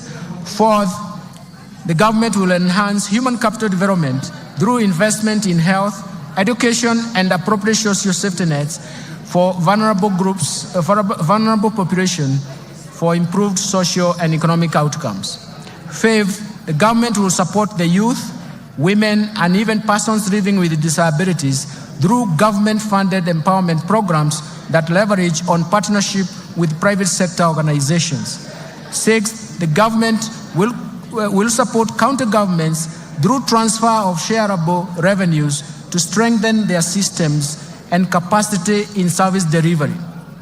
Mr. Speaker, it's important to notice that it is for the first time since the advent of devolution that the county governments are getting shareable revenue, which is surpassing 400 billion shillings. Lastly, implement various policy and legal institutional reforms that will enhance the efficiency of public service delivery. Let me turn now to investing in climate change mitigation and adaptation to enhance resilience. Mr. Speaker, the effects of climate change have become detrimental to economies across the globe, with extreme weather conditions, events affecting lives and livelihoods of millions of people. The rising cost of adaptation are diverting funds from essential services like healthcare and education and potentially destabilizing the economies. Mr. Speaker, Kenya has not been spared by these negative effects of climate change. The recent unprecedented floods that our country faced following the prolonged drought in 2021-2022 claimed lives, caused injuries to many people, and wreaked havoc on property, infrastructure, and livelihoods.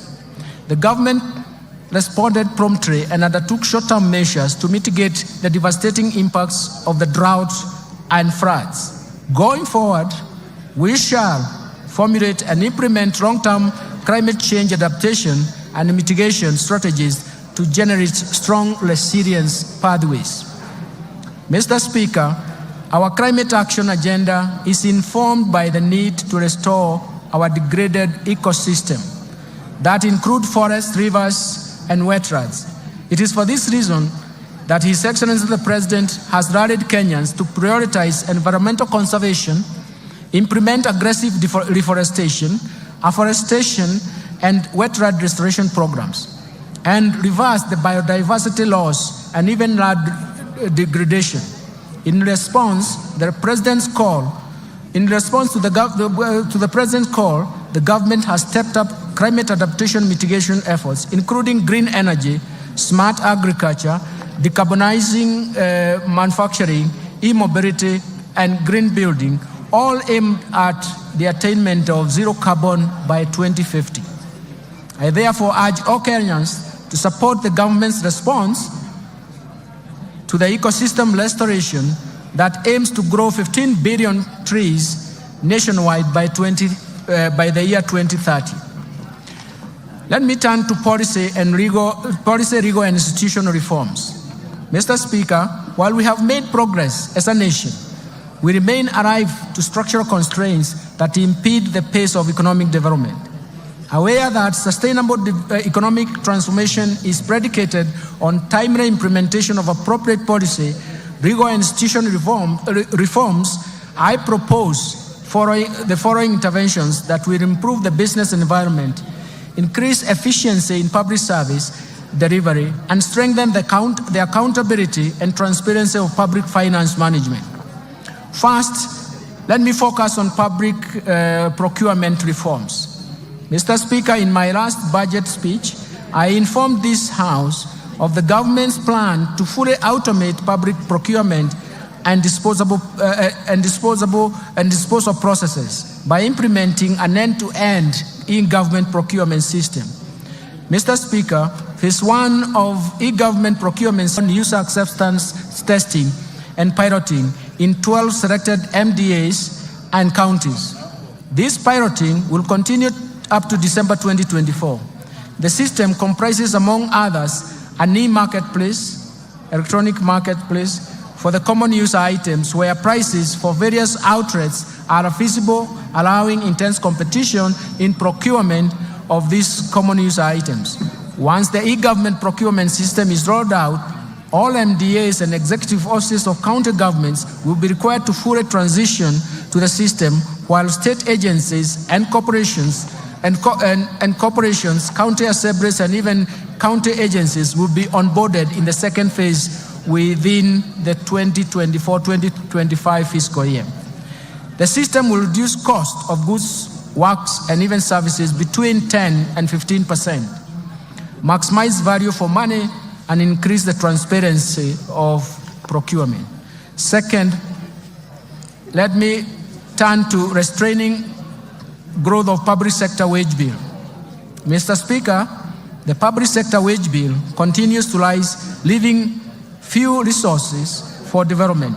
Public sector wage bill stood at 38.2% of the ratio as a ratio of total revenue in 2021.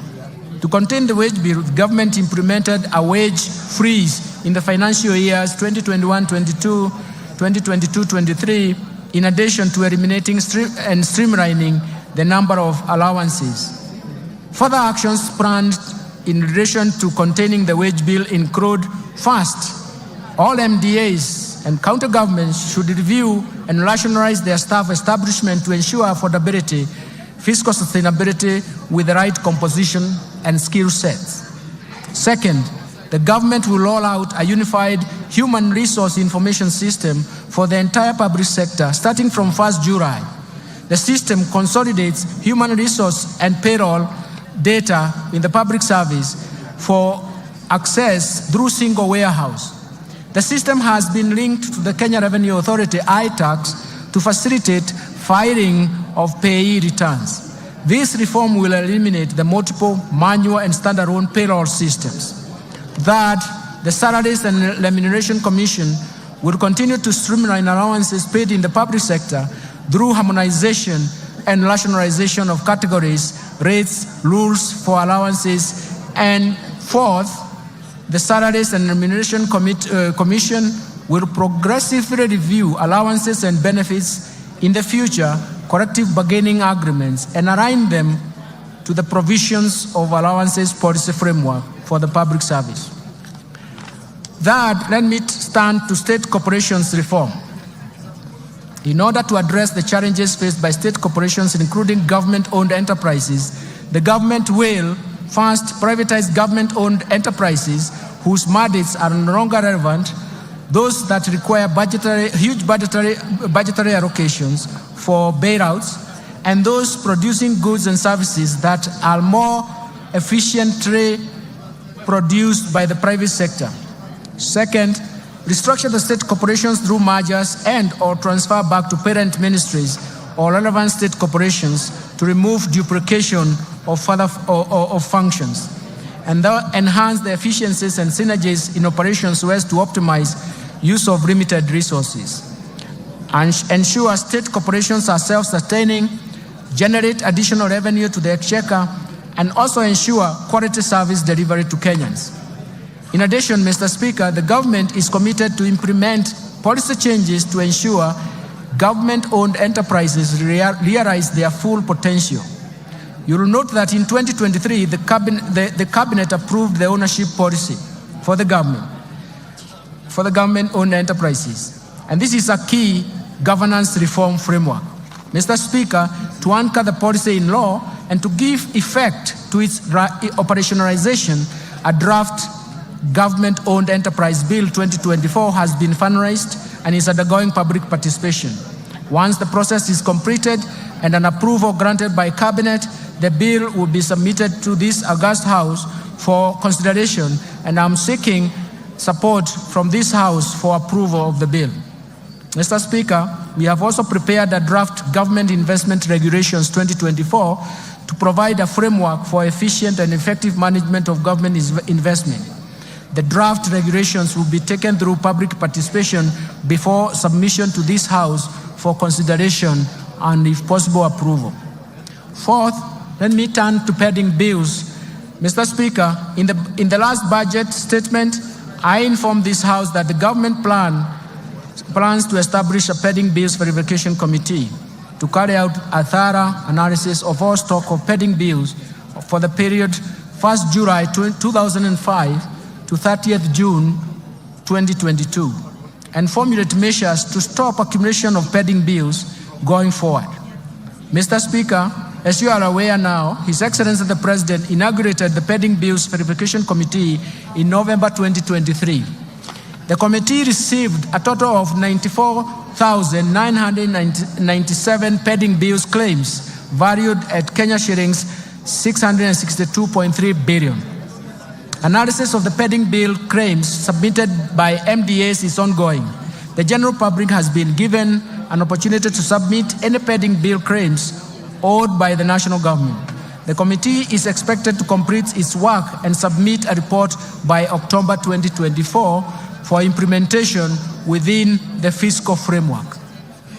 Fifth, the national assets and inventory management reforms. Mr. Speaker, the National Treasury has initiated reforms geared towards automating assets and inventory management in MDAs as well as county governments. In this regard, the National Treasury will operationalize the assets and inventory management modules of IFMIS, with the module of all MDAs scheduled to launch and go live in July 2024. The rollout of county governments will commence thereafter. These reforms will enable the accounting officers to have feasibility of all assets and inventory under their control and facilitate optimal assets utilization. Sixth, let me turn to financial sector reforms. Mr. Speaker, the Kenya banking sector remains stable, resilient, and continues to play its role in mobilizing funds and channeling them to deserving productive economic sectors and activities. The banking sector remained profitable with a growth of assets of 0.3%. It is now standing at 7.74 trillion in February 2024. Credit from commercial banks to the private sector stood at around 6.9% in terms of growth in April 2024 and has benefited key sectors of the economy. The Financial Inclusion Fund, popularly known as the Hustler Fund, and the de-risking of lending to the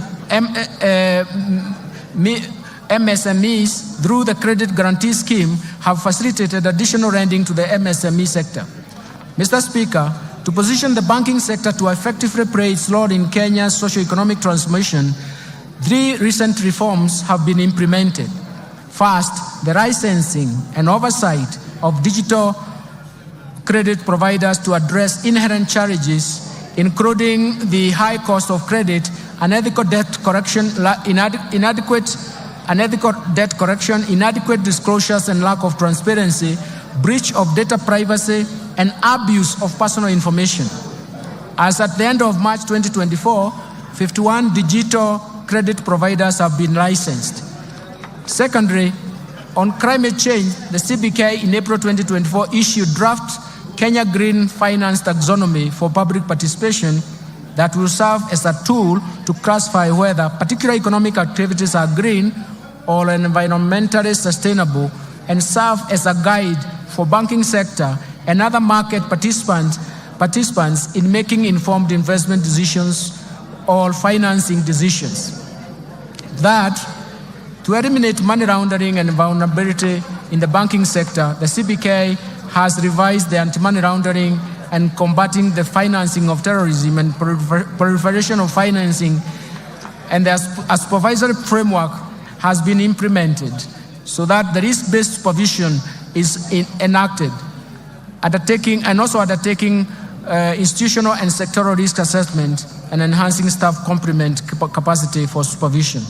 Mr. Speaker, the Kenya banking sector is exposed to dynamic global, regional, and even local developments, necessitating reforms in this respect. The following reforms are proposed. First, the Central Bank of Kenya intends to progressively increase the minimum core capital for banks from the current 1 billion to Kenya shillings 10 billion. The CBK will engage the market for an appropriate timetable to achieve this goal. This is intended to strengthen the resilience and increase the bank's capacity to finance large-scale projects while creating sufficient capital buffer to absorb and withstand shocks posed by continuous emerging risks associated with adoption of technology and innovation as institutions expand. Second, the central bank plans to amend the Banking Act to provide for stiff dissuasive penalties that are proportionate to the violations committed, support a strong compliance culture in banks, and also make sure that it aligns to international best practice. Let me turn to capital markets developments. Mr. Speaker, in order to enhance price discovery and boost income for coffee farmers, the Capital Markets Authority has licensed 14 coffee brokers, and so far, 29 auctions have been conducted under the Capital Markets Coffee Exchange Regulations 2020 at the Nairobi Coffee Exchange. In addition, the authority has approved the direct settlement system, which has been operationalized by one of the local commercial banks. Let me turn to pension reforms. Mr. Speaker, majority of Kenyans remain uncovered with the retirement benefits coverage stands at about 26%. We need to address this challenge. The Cabinet has approved the National Retirement Benefits Policy in November 2023 that requires all entities to enroll all the employees, both contractual and permanent, and pensionable for registered retirement benefits scheme. To effectively implement the policy, we have initiated the review and harmonization of all the laws governing the retirement benefits sector. Mr. Speaker, to ensure sustainability of the public service pension system, we are revamping the public service pension administration through digitization and re-engineering of the pension management system, which is expected to be completed by December 2024. Mr. Speaker, the informal sector has about 17 million workers, and that accounts for about 83% of the total workforce in the country.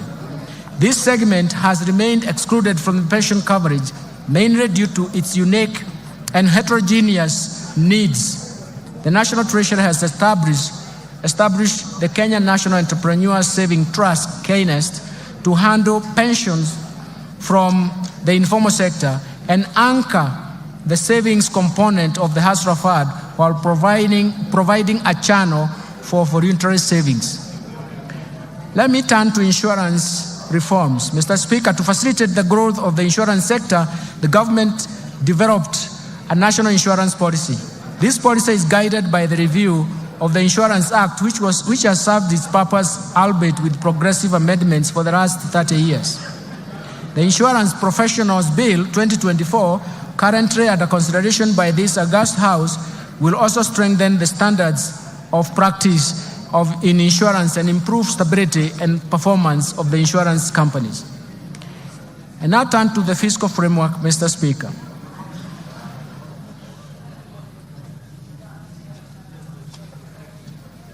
Mr. Speaker, the government's fiscal policy is to enhance fiscal consolidation efforts to reduce debt vulnerabilities and rebuild fiscal buffers amid significant global and even domestic challenges. These external and domestic shocks that Kenya has experienced serve as a reminder of the importance of fiscal buffers. Mr. Speaker, the focus of our fiscal policy thus remains to reduce the deficit from 5.7% of GDP in the current financial year to 3.3% in the financial year 2024-2025. We're going to do this through various means. First, domestic resource mobilization. Mr. Speaker, implementation of government's plan for rapid and inclusive socio-economic transformation largely depends on robust revenue growth rate.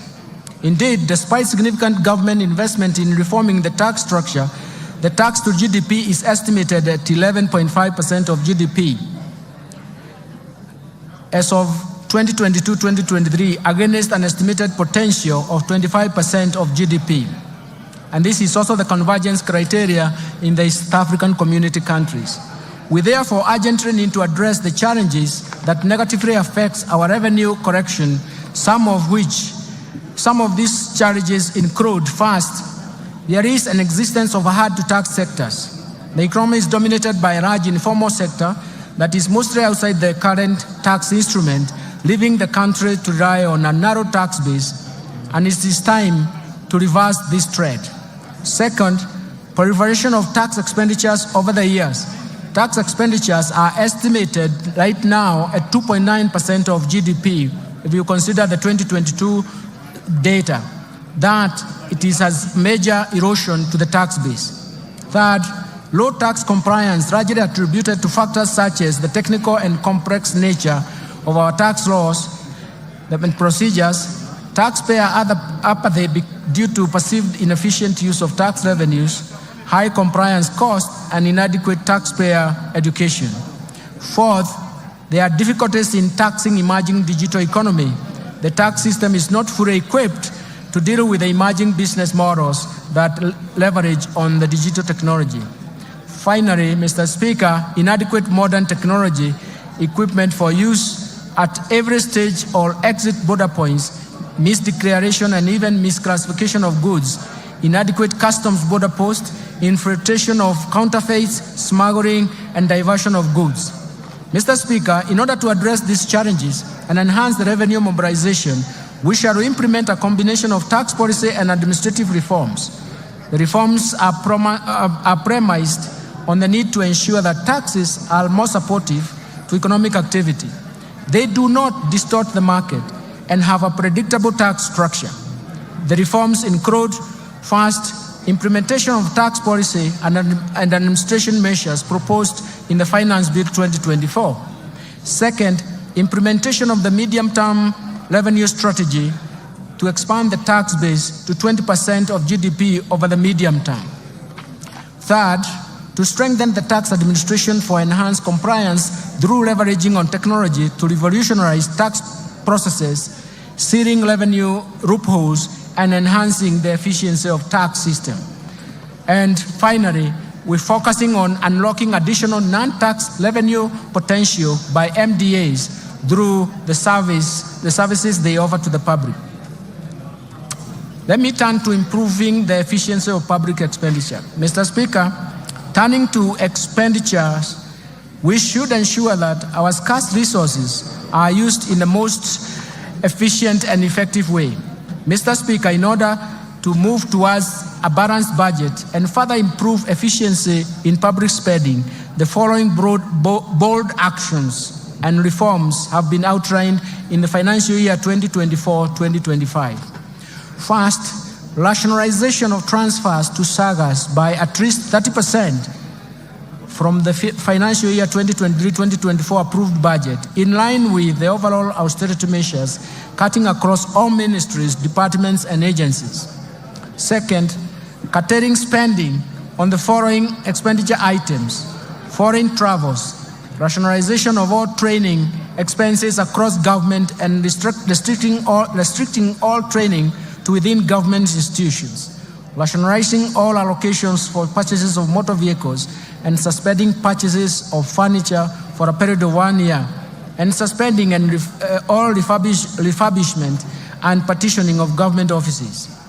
Third, the expenditure control measures that include suspension of all new recruitment in the public sector for 1 year, for the next 1 year, audit and cleanse all public payrolls, pension, and transfers to the vulnerable, with a view to eliminate ghost workers, as well as enforce payments of salary scales and that are approved as recommended by SRC, and consolidation of public procurement for common user items.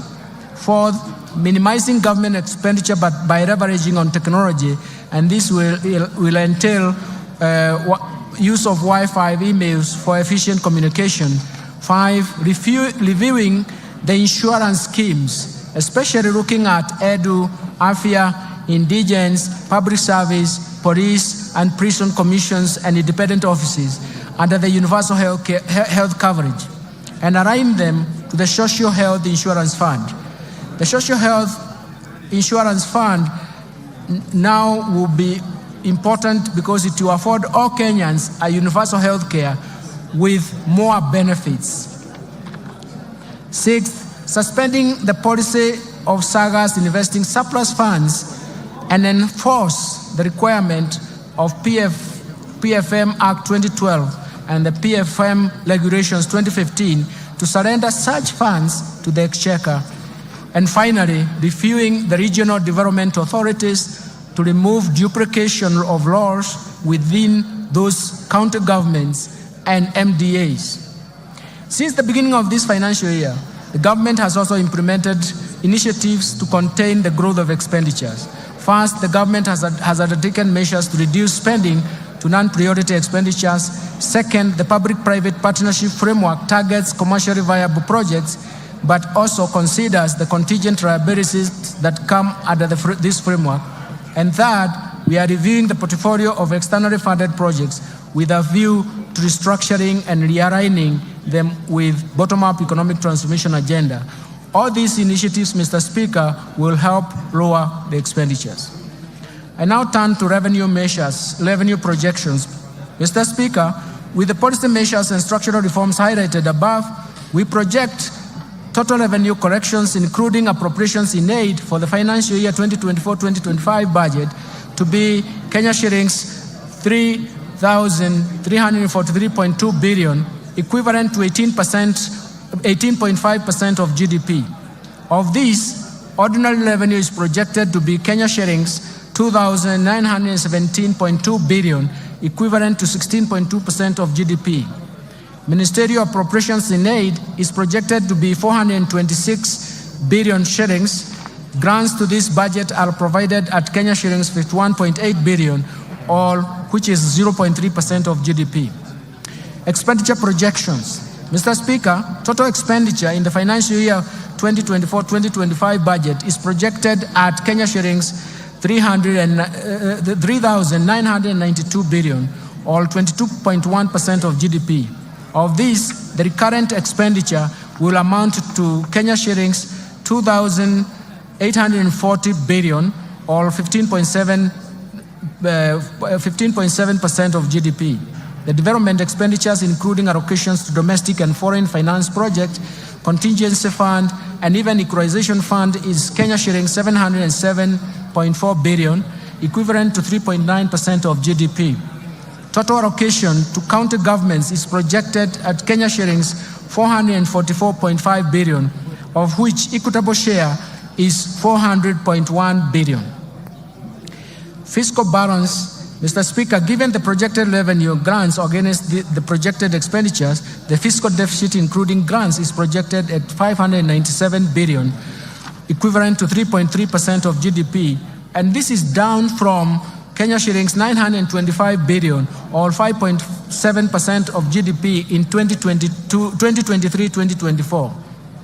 In this respect, the primary balance will improve to a surplus of 2.3% of GDP from a deficit of 0.4% of GDP in the current financial year. The fiscal deficit for 2024-2025 will be financed by net external borrowing of 333.8 billion, equivalent to 1.8% of GDP, and net domestic borrowing of 263.2 billion, which is equivalent to 1.5% of GDP. Public debt management. Mr. Speaker, Kenya meets its obligations promptly, and no debt arrears have been accumulated. Public debt is projected to remain within sustainable levels on account of fiscal consolidation path that reflects the decline in the ratio of debt to GDP in present value terms over the medium term. To improve Kenya's debt sustainability and boost our credit rating position, the government will continue to implement measures to enhance growth of foreign exchange earnings. Our medium-term debt management strategy aims at lowering the cost and risks in the debt portfolio. In this regard, the government will slow down uptake of new external commercial debt and undertake liability management operations through debt swaps and other innovative solutions. The government will also diversify sources of financing through issuance of Panda Board, Samurai Board, and Skook in diverse financial markets in China, Japan, and the Gulf regions, respectively. The government will maximize use of concessional financing from bilateral and multilateral institutions to improve the debt sustainability and boost our credit rating. Let me turn to public-private partnership framework, Mr. Speaker. Due to the limited fiscal space, the government will continue to scale up the use of public-private partnership financing for commercially viable projects. Currently, there are 37 projects at various stages of PPP project cycle. In order to enhance viability of PPP projects, I will soon be proposing amendments to the PFM Act 2012 to speed up the process of financial close, as well as ensure that the related fiscal cost and contingent liabilities are within acceptable levels. Let me turn to public investment management. Mr. Speaker, in order to increase efficiency and effectiveness of public spending, the government will continue to implement public investment management regulations at the national government and commence a rollout of county governments. The regulations are aimed at streamlining and initiating execution and delivery of public projects within the timelines. Further, the government will roll out public investment management information system to all MDAs to to improve the management of development projects in the country. Strengthening financial management reforms is very critical, and now I'll turn to this migration to accrual accounting, Mr. Speaker. The transition to accrual accounting from cash basis marks a significant milestone in our nation's journey to strengthening public finance management. In recognition of this, the Cabinet in March 2024 approved the transition from cash to accrual basis of accounting to improve cash management and enhance the financial and fiscal reporting. The accrual accounting will enable the government to account for all assets and liabilities, including all government assets. With accrual accounting, we will also be able to account for all pending bills, public debt, and pension liabilities. Mr. Speaker, this is an important step to strengthen the public finance management, and I will therefore direct all MDAs and county governments to migrate to accrual accounting starting July 2024. This effectively means, Mr. Speaker, that the last financial statement to be prepared on cash basis by national and county governments will be for the financial year 2023-2024.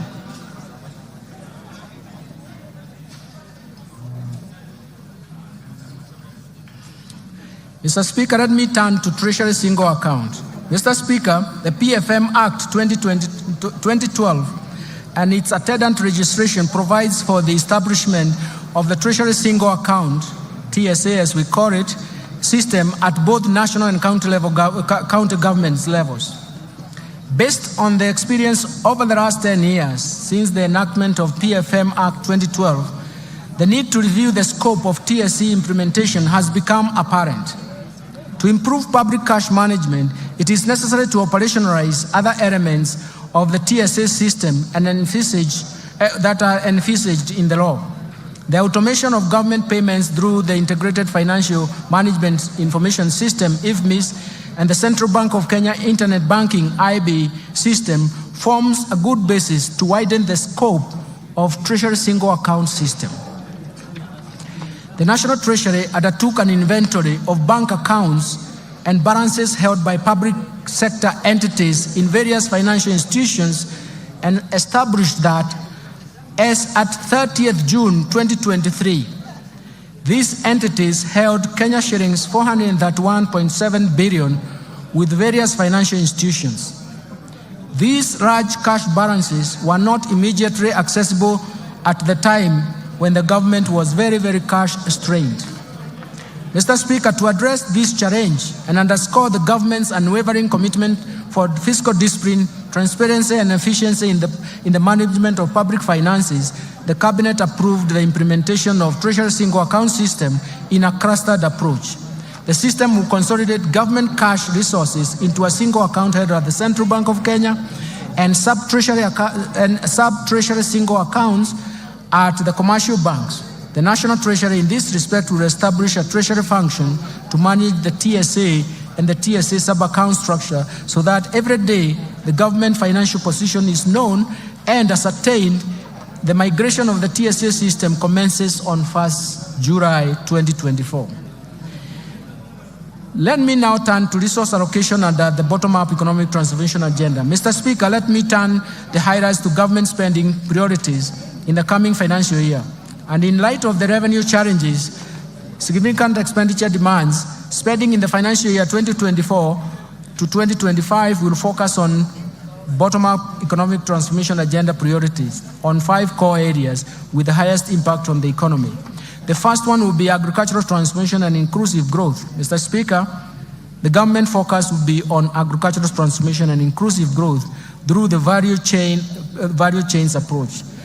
This aims at providing adequate and affordable working capital to all farmers through cooperative societies. This, we consider them as aggregators, and deploy the modern agricultural risk management instruments that ensure farming is profitable and incomes are predictable. In addition, it aims to transform farmers from food deficit to surplus producers through input finance, subsidies, and intensive agricultural extension support. This will raise productivity of key food value chains, reduce dependence on basic food imports, revamp underperforming export crops, and expand to new high-value emerging crops and boost tea value chain through breeding and branding. Mr. Speaker, to attain food and nutrition security, I proposed an allocation of Kenya shillings 54.6 billion for various programs under this sector.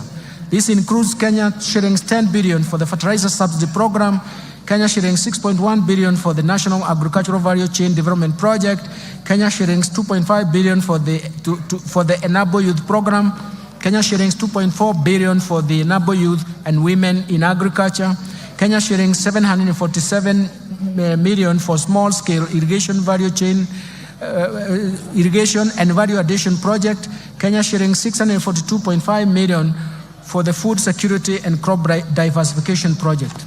Mr. Speaker, to improve livestock production, I propose Kenya shillings 2.4 billion for de-risking, inclusive and value enhancement of pastoral economies program, Kenya shillings 1.5 billion for livestock value chain support project, Kenya shillings 1.5 billion for Kenya livestock commercialization program, Kenya shillings 192.5 million for the embryo transfer project.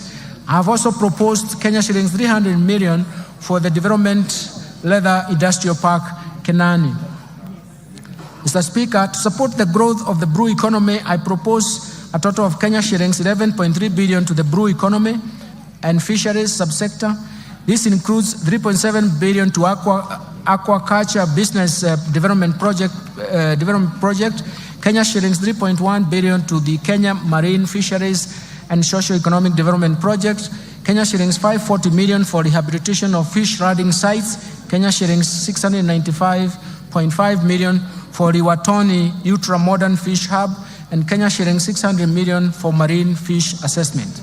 Mr. Speaker, to raise agricultural productivity, enhance resilience to climate change risks in targeted smallholder farming and even pastoral communities, I propose an allocation of 340 million shillings towards adding drought and emergencies project. Mr. Speaker, to ensure legitimacy of land ownership and settle the land race, I propose a sum of 5.5 billion. This allocation will cater for the processing and registration of the title deeds, settlement of the land race, digitization of the land registry, georeferencing of land parcels, and construction of land registries. Second, I want to turn to transforming micro, small, and medium enterprises economy. Mr. Speaker, accessibility and affordable credit to most Kenyans at the bottom of the pyramid remains a challenge. To address this challenge, the government is proposing an additional allocation of 5 billion shillings to the Financial Inclusion or Hustlers Fund to scale up access to credit for households and MSMEs. I also propose an additional 200 million for the Youth Enterprise Development Fund, Kenya shillings 162.5 million for the Center for Entrepreneurship Project, and Kenya shillings 1.9 billion for rural Kenya Financial Inclusion Facility. Third, let me turn to housing and settlement, Mr. Speaker. Mr. Speaker, the government's commitment to turn the housing challenge into an economic opportunity to create quality jobs for the youth directly in the construction sector and indirectly through the production of building products. This will be achieved through, among other measures, facilitating a delivery of 200,000 houses per annum and enabling low-cost housing mortgages. To continue supporting this initiative, I have proposed an allocation of 92.1 billion shillings for the housing, urban development, and public works. This includes Kenya shillings 8.3 billion under the Kenya Urban Program, Kenya shillings 3 billion to Kenya Mortgage Refinance Company for enhancement of the company's capital as well as for lending to the primary mortgage lenders, Kenya shillings 32.5 billion for construction of affordable housing units, Kenya shillings 15 billion for the construction of social housing unit, Kenya shillings 14.7 billion for social and physical infrastructure. Mr. Speaker, other proposed allocation to the housing, urban development, and public works include 11.3 billion for the Kenya Informal Settlement Improvement Project Phase 3, Kenya shillings 1 billion for the construction of markets, Kenya shillings 1 billion for the National Slum Upgrading Program, Kenya shillings 1 billion for the construction of housing units for the National Police and Kenya prisons, Kenya shillings 496.3 million for the construction of food bridges, Kenya shillings 444 million targeted to support construction of county headquarters that are targeted. Fourth, universal healthcare coverage. Mr. Speaker, the government is committed and determined to realize the the constitutional right to health by promoting access to quality and affordable healthcare through universal healthcare coverage program. Towards this end, Mr. Speaker, I have proposed an allocation of 127 billion to the health sector to support various activities and programs.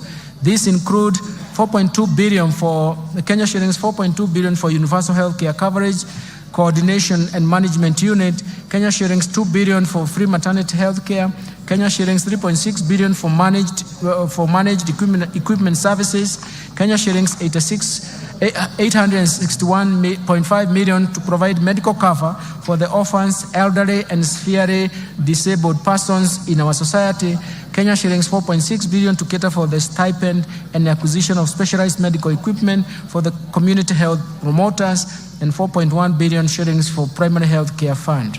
Mr. Speaker, throughout the cases of HIV, AIDS, malaria, and tuberculosis, and enhance the vaccines and immunization program in the country, I have proposed Kenya shillings 28.7 billion for the Global Fund and Kenya shillings 4.6 billion for vaccines and immunization programs, respectively.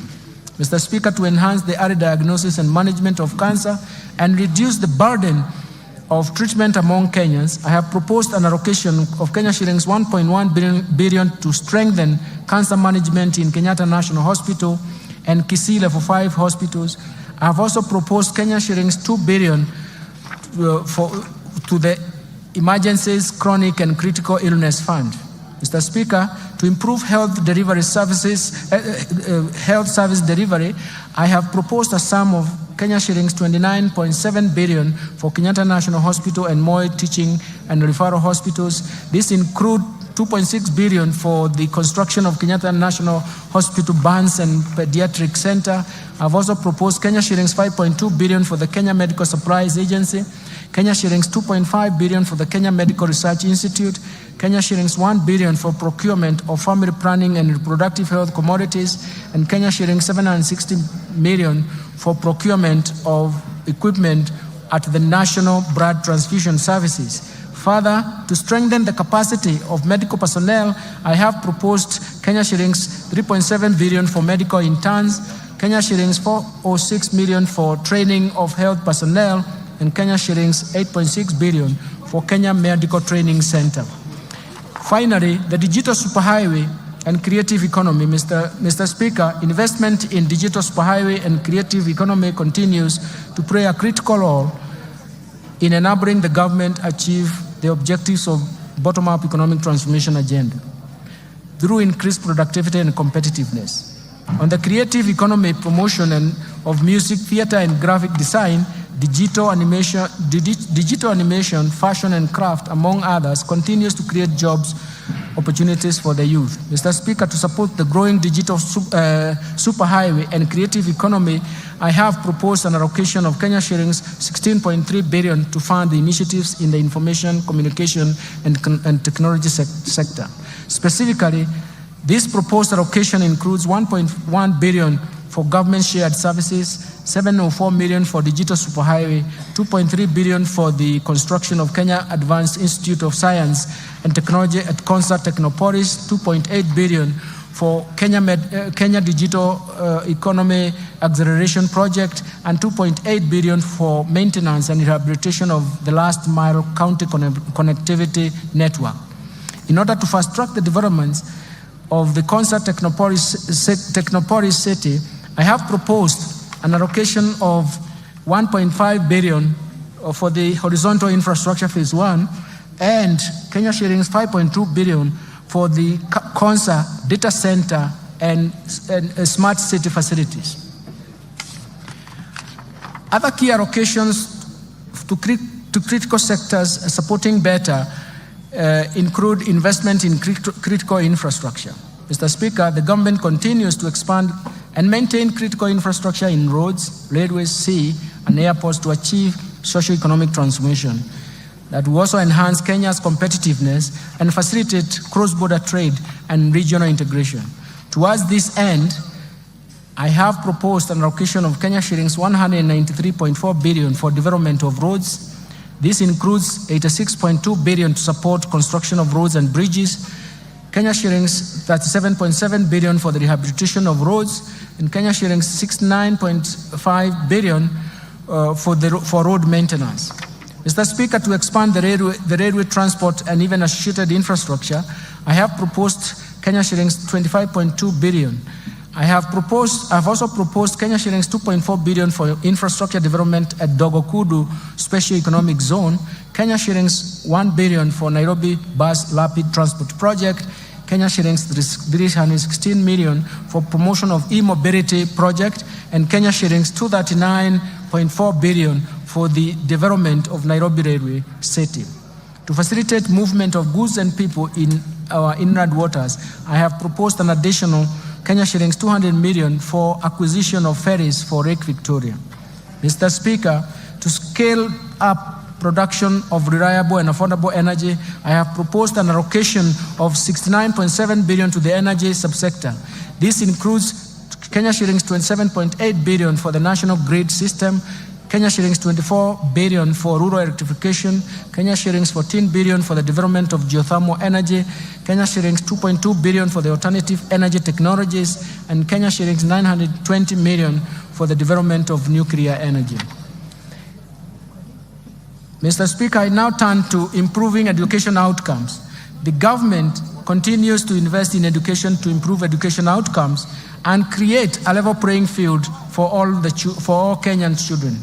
Mr. Speaker, from this end, I have proposed a total allocation of 656.6 billion, or 27.6% of total expenditures to the education sector.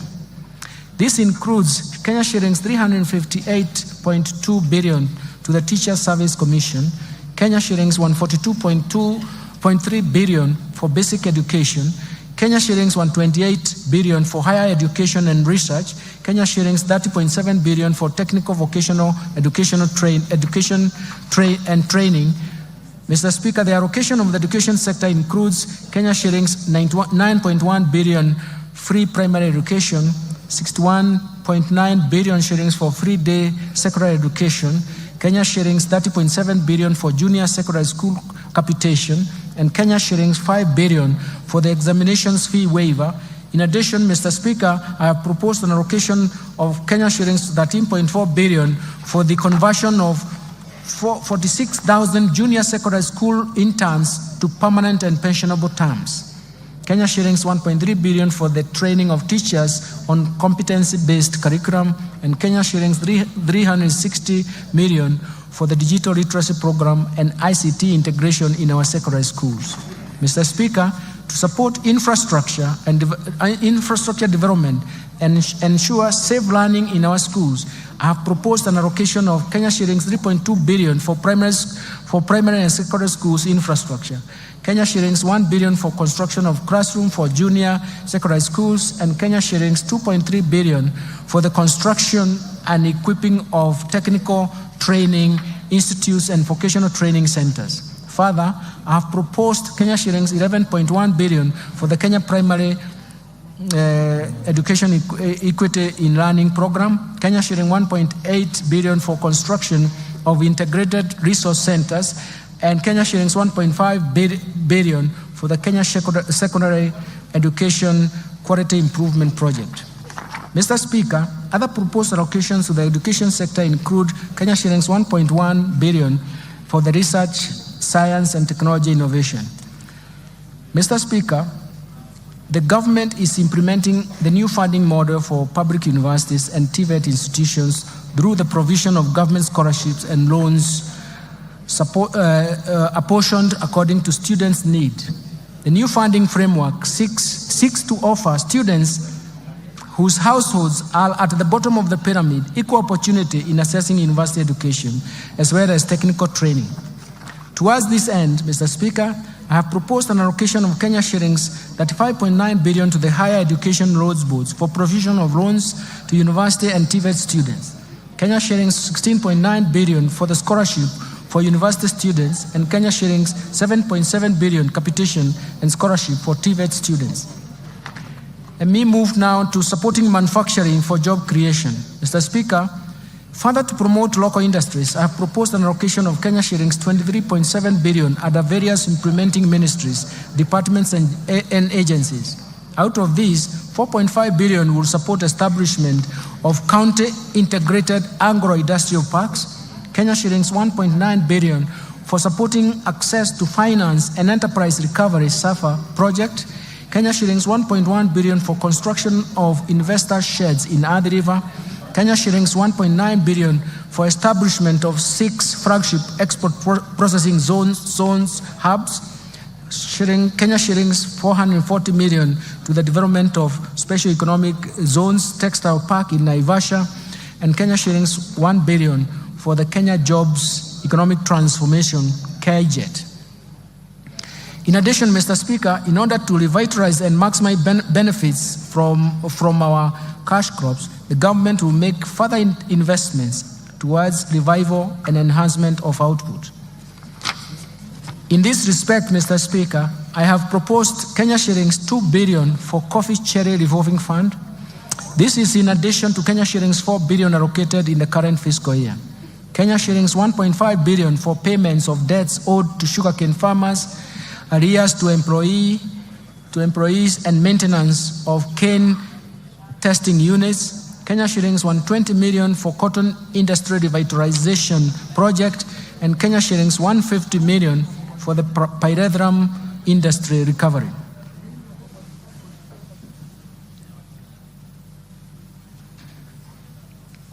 Mr. Speaker, in order to reduce over-reliance of the importation of edible oils and encourage local production and processing, I have proposed Kenya shillings 90 million for the coconut industry revitalization project, Kenya shillings 260 million for the National Edible Oils Crop Promotion Project, and an allocation to National Agricultural Value Chain Development Project, which includes support for cashew nut development. Mr. Speaker, to enhance milk processing, I have proposed Kenya shillings 1.5 billion for excess milk mop-up, Kenya shilling 500 million for modernization of KCC milk factories, and Kenya shillings 250 million for the construction of a milk factory in Narok. Mr. Speaker, to equip our youth with essential training and internship opportunities, I have proposed an allocation of 1.3 billion for the Kenya Industry and Entrepreneurship Project, Kenya shillings 119.9 million for the construction of industrial research laboratories, and Kenya shillings 114.3 million for the constituency industrial development centers.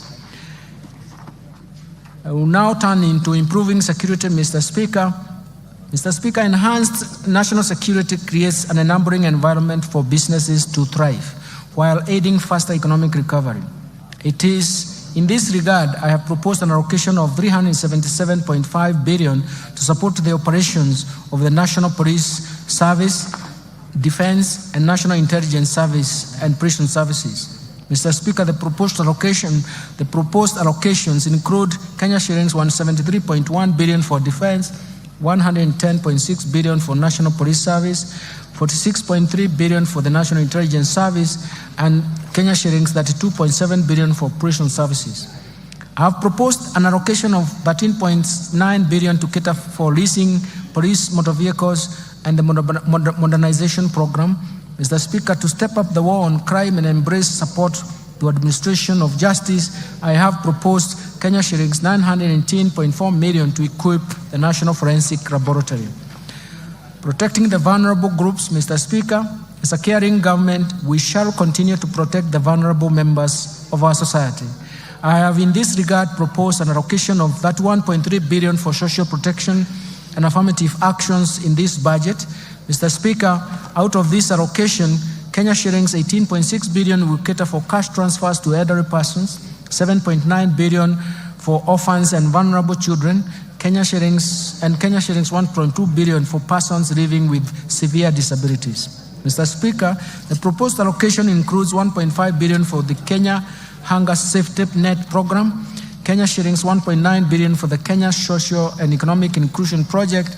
In addition, 815 million will go to Child Welfare Society of Kenya, 400 million to the Presidential Bursary for the orphans, Kenya shillings 600.1 million for National Council for Persons Living with Disabilities, and Kenya shillings 100 million for the National Albinism Support Program, and Kenya shillings 100 for National Autism Support Program. Let me turn to equity, poverty reduction, women and youth empowerment. Mr. Speaker, the most pressing challenge in our country at the moment is lack of jobs or job opportunities for the youth. This has been exacerbated by the multiple shocks that have hit our economy. And in order to empower the youth and support businesses owned by the youth and women, I've proposed Kenya shillings 89.5 billion for these initiatives. This allocation includes 10.4 billion for the National Youth Service, 1.1 billion for the Kenya Youth Empowerment Program, 200 million for the Youth Enterprise Development Fund, 162.5 billion for the Center for Entrepreneurship, 230 million for the establishment of youth empowerment centers, 2.7 million to National Youth Opportunity Towards Advancement, NYOTA. In addition, I have proposed Kenya shillings 649.8 million to strengthen the film industry in Kenya. Mr. Speaker, the government is committed to ensuring increased income for our women through employment creation and supporting women-led enterprises. And to further empower our women, I have proposed Kenya shillings 182.8 million for the Women Enterprise Fund, Kenya shillings 3.5 billion for the National Government Affirmative Action Fund. Mr. Speaker, to promote regional equity, reduce poverty and enhance social development, I have proposed Kenya shillings 63 billion for the National Government Constituency Development Fund, as well as Kenya shillings 8 billion for the Equalization Fund to finance programs identified in marginal areas. Let me turn now to stimulating tourism, growth, sports, culture, and recreation and arts. Mr. Speaker, the government has prioritized expanding the space for creativity, including freedom of expression and protection of intellectual property rights. The government will also strengthen mainstreaming of arts and culture, infrastructure and support cultural production, and as well as creative economy. We are also cognizant of the brand value of Kenyans participating and excelling in international sports arena as incalculable. To support tourism, sports, culture, and even recreation, I have proposed an allocation of 23.7 billion, and this includes an allocation of 16.5 billion for the Sports, Arts, Social Development Fund, Kenya shillings 4.9 billion for the Tourism Fund, and Kenya shillings 2.2 billion for the Tourism Promotion Fund. Let me turn to environment protection, water and natural resources. Mr. Speaker, in order to support environment and water conservation and respond to climate change, I have proposed an allocation of Kenya shillings 10.7 billion for forest resources conservation and management, 1.7 billion for forest research and development, 2.7 billion for environment management and protection, 5.9 billion for the Kenya Financing Locally Led Climate Action Project, 1.6 billion for meteorological services, and Kenya shillings 13.1 billion for wildlife security, conservation, and management. In addition, Mr. Speaker, I've proposed Kenya shillings 1 billion for wildlife research and development, Kenya shillings 1.2 billion for human-wildlife conflict compensation, and Kenya shillings 800 million for wildlife insurance. Mr. Speaker, to expand and access clean and adequate water for domestic and agricultural use, I have proposed an allocation of Kenya shillings 36.6 billion for the water and sewerage infrastructure development, 12.5 billion for water resources management, and Kenya shillings 1.9 billion for water storage and flood control. In addition, I have proposed 17.8 billion for irrigation and land reclamation, Kenya shillings 1.9 billion for water harvesting and storage for irrigation. I now turn to improving governance and sustaining the fight against corruption. To enhance good governance and Mr. Speaker, and scale up fight against corruption, I have proposed Kenya shillings 4.2 billion for the Ethics and Anti-Corruption Commission, 4 billion for the Office of Director of Public Prosecution, 6.9 billion for the State Law Office, 8.7 billion for the Office of the Auditor General. In addition, Mr. Speaker, to enhance the oversight and registration of the role of Parliament, I propose an allocation of Kenya shillings 44.6 billion for Parliament. To enable administration and justice, I propose an allocation of 24.7 billion for the judiciary.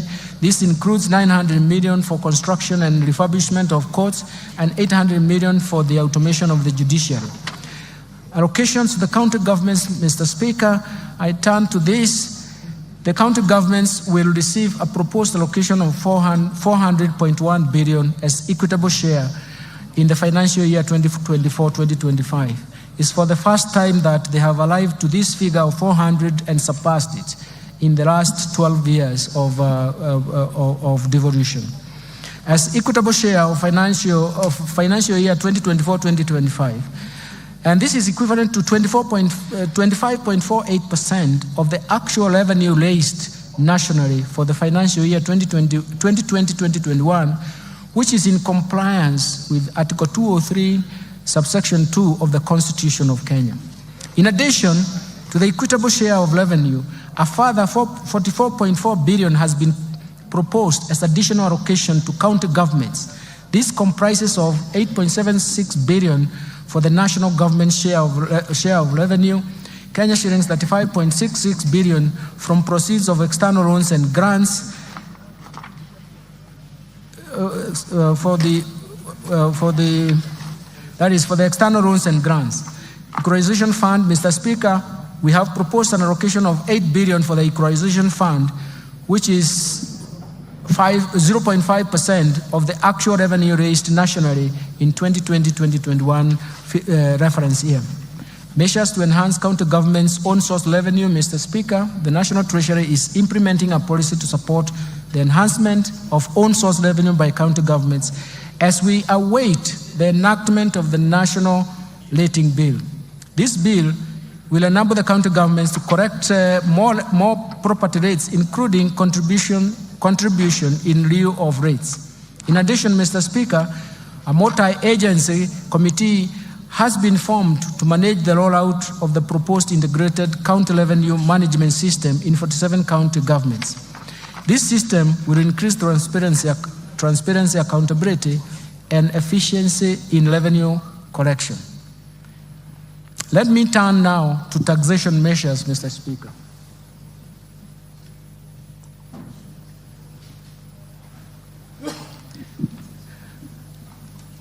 The policy measures to support the budget, the tax policy measures supporting the budget for the financial year 2024-2025 budget are very, very critical. In the course of this year, we embarked on tax policy review through a number of tax studies that will support the development of a progressive tax system. Mr. Speaker, the objective of these reforms is to develop an elaborate tax policy that will raise adequate revenue to finance recurrent as well as development budgets. For this to materialize, we intend to first to develop diverse methods to enlarge the tax base. Second, we want to make sure that we minimize tax expenditures that amount to Kenya shillings 396 billion, which is equivalent to 2.9% of GDP as of 2022. Of the Kenya shillings 396 billion, 63.1% of it is on VAT refunds alone on zero-rated final consumer goods. Third, we want to create a tax system that is not only predictable to taxpayers, but also yields predictable revenues to government. Fourth, we want to develop a tax system that supports markets, that supports production, consumption, and even investments. Mr. Speaker, thank you. Mr. Speaker, the year 2024-2025 marks the beginning of these reforms through the proposed amendments in various tax laws contained in the Finance Bill 2024. Mr. Speaker, these reforms are part of a wider tax policy reforms contained in the medium-term revenue strategy, and I will shortly be providing highlights of these reforms. Additionally, Mr. Speaker, during the East African Community pre-budget consultations held in May 2024, the ministers responsible for finance and economic planning in the East African Community region agreed on customs measures that will support and protect industries in the region. Mr. Speaker, the tax measures proposed in the Finance Bill 2024 and the said custom measures are expected to generate an additional Kenya shillings 346.7 billion or 1.9% of GDP to the exchequer for the financial year 2024-2025. Let me start with custom duties. Mr. Speaker, allow me to provide highlights of some of the custom measures agreed during the pre-budget consultation with the East African Community partner states. Mr. Speaker, the ministers agreed on a number of measures for enhancing the competitiveness of locally manufactured products by allowing stays of application for the East African Community Common External Tariff, not to change the rates and where necessary, adopt higher rates of duty to encourage local production in East African Community countries. The ministers also agreed on duty remissions for raw materials and inputs used by local manufacturers to facilitate East African Community domestic production.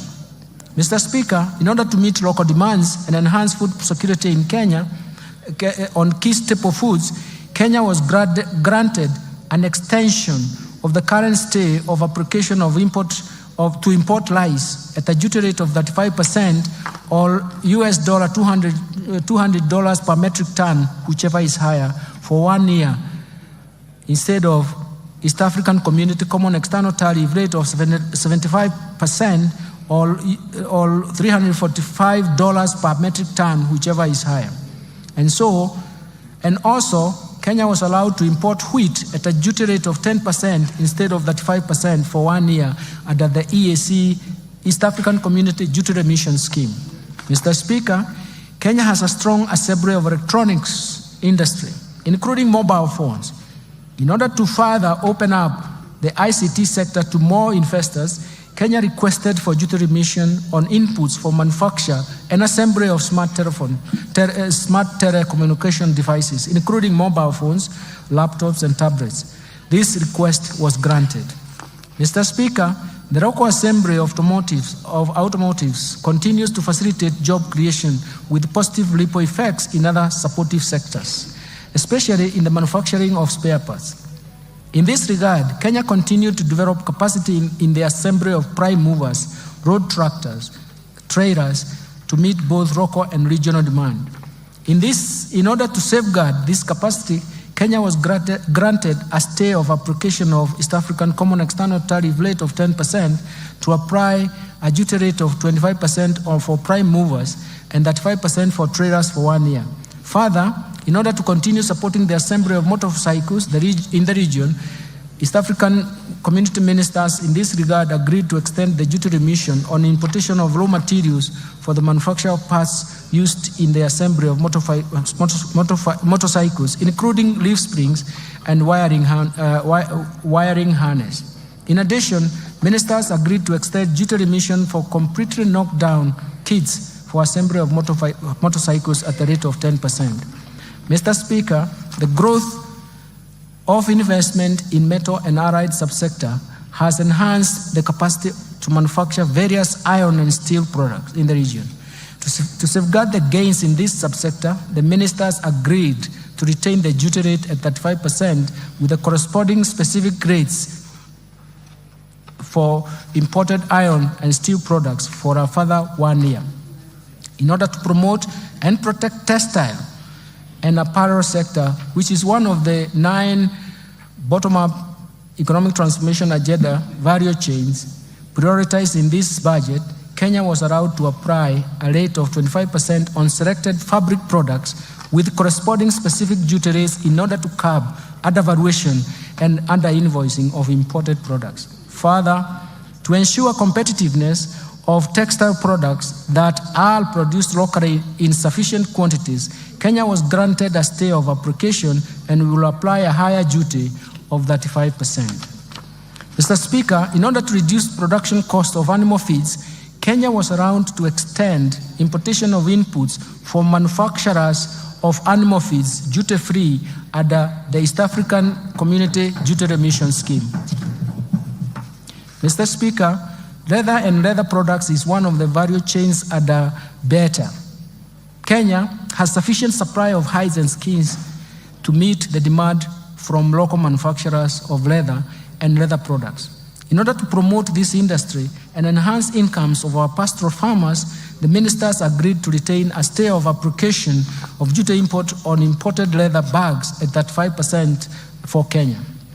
Mr. Speaker, I have just highlighted a few of the customs measures agreed by East African Community Ministers of Finance. The complete list will be gazetted by the East African Community Secretariat and will become effective starting June 1st July 2024. Let me now turn to the finance bill, Mr. Speaker.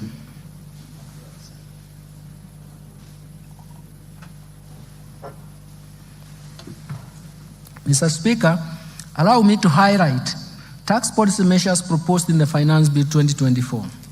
I will begin with the proposed amendments to the Income Tax Act, followed by Value Added Tax, Excise Duty Act, Tax Procedures Act, and miscellaneous fees and levies. Mr. Speaker, let me start with amendments to the Income Tax Act. Currently, retirement benefits, Mr. Speaker, are subjected to tax. This taxation ceases at the age of 65 years. In order to support the retired employees, I propose to amend the Income Tax Act to exempt all retirement benefits paid from the Registered Pension Fund, Registered Provident Fund, Registered Individual Retirement Fund, and National Social Security Fund and the Public Pension Scheme upon attainment of the retirement age. Mr. Speaker, for the individuals who take up early retirement, this exemption will only apply if the individual has contributed to the pension scheme for a period of 20 years from the date of registration as a member. Mr. Speaker, in addition, the annual limit of pension contribution that is exempt from tax is 30% of the individual income, or Kenya shillings 240,000, whichever is lower. Considering that this limit has not been revised since 2005, and to encourage savings for social security after retirement, I propose to increase this limit to 360,000 shillings per annum. Further, Mr. Speaker, I propose to allow deduction contribution to a post-retirement medical fund subject to a limit of Kenya shillings 10,000 per month. This will promote savings for post-retirement healthcare needs. Mr. Speaker, currently the threshold above which withholding tax applies on payments for management fees, professional fees, training fees, and contractual fees is Kenya shillings 24,000 per month. I propose to amend the Income Tax Act to remove this threshold since it creates a room for tax planning and is a challenge to tax administration. Mr. Speaker, despite the Income Tax Act providing a corporate tax rate of 30%, some taxpayers pay tax at an effective rate of less than 15%. This is due to vigorous tax planning and tax incentives provided under the Act. To prevent this practice, I propose to amend Income Tax Act to introduce a minimum top-up tax payable by a multinational group with a consolidated annual turnover of euro 750 million, whose effective corporate tax rate is below 15%. Mr. Speaker, the spectrum of license fees paid by telecommunication operators are currently not tax deductible, creating unfairness in the tax system. In this regard, I propose to amend the Income Tax Act to allow telecommunications network operators to deduct the spectrum licenses fees over a period of 10 years. Mr. Speaker, advanced pricing agreements have emerged as a valuable tool for preventing tax disputes related to transfer pricing of cross-border transactions. In this regard, I propose to empower the Commissioner to enter into advanced pricing agreement with taxpayers engaged in transactions with related entities. Mr. Speaker, to attract international financial investors in Kenya and reinforce Kenya's position as a regional financial hub, I propose to reduce the rate of capital gains tax from 15% to 5% for firms certified by the Nairobi International Financial Center Authority. Mr. Speaker, a transfer of property between an individual and an entity where the individual holds 100% shareholding does not constitute a gain. In this respect, I propose to exclude from capital gains tax this kind of transfer. Mr. Speaker, the digital services tax was introduced to prevent tax-based erosion occasioned by migration of traditional businesses from physical shops to online platform that is not feasible by the Commissioner of Tax by the Commissioner for Tax purposes. It has been noted that the design of the tax does not capture all taxpayers, leading not only to loss of revenue but also to unfairness in taxation. For this reason, and in line with international best practice, I propose to amend the Income Tax Act to replace the digital service tax with the significant economic presence tax. Mr. Speaker, to expand the tax base and make our country self-reliant, I propose to introduce an annual motor vehicle tax at the rate of 2.5%, the value of the vehicle, subject to minimum amount of Kenya shillings 5,000. Mr. Speaker, let me now turn to gains. There are substantial gains for Kenyans.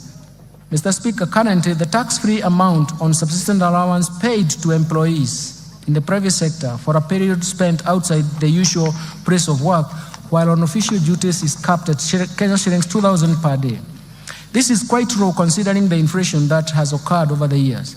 To cushion employees in the private sector from high cost of living, I propose to review the threshold to an amount not exceeding 5% of the employee's monthly gross earnings. Second, Mr. Speaker, the affordable housing levy and pay as you earn are calculated from the same base, leading to double taxation. To address this, I propose to make the housing levy deductible expense. This means that there is a tax savings for Kenyans and therefore affording Kenyans more money in their pocket. Mr. Speaker, in order to encourage Kenyans to continue constructing their own houses, I propose to increase the limit of interest payments that qualify for mortgage relief from Kenya shillings 300,000 to Kenya shillings 360,000 per annum. Let me turn now, Mr. Speaker, to amendments to the value-added tax. Mr. Speaker, I will now highlight the amendments of the value-added tax. Mr. Speaker, currently the registration of VAT is a requirement for a person who makes taxable supplies of Kenya shillings 5 million or more. This threshold was last reviewed in 2007. In recognition to the effect of inflation over the years and to enhance efficiency in tax administration, I propose to increase the threshold to Kenya shillings 8 million. Mr. Speaker, the VAT Act allows taxpayers making both taxable and exempt supplies to claim input tax where the proportion of exempt supplies is less than 10%. This has led to tax planning and hence loss of government revenue. To address this, I have proposed the removal of the threshold so that only the input tax relating to taxable supplies are deductible. Mr. Speaker, in support of the government's effort to combat malaria, I propose to remove VAT on mosquito repellents and raw materials used in the manufacture of repellents.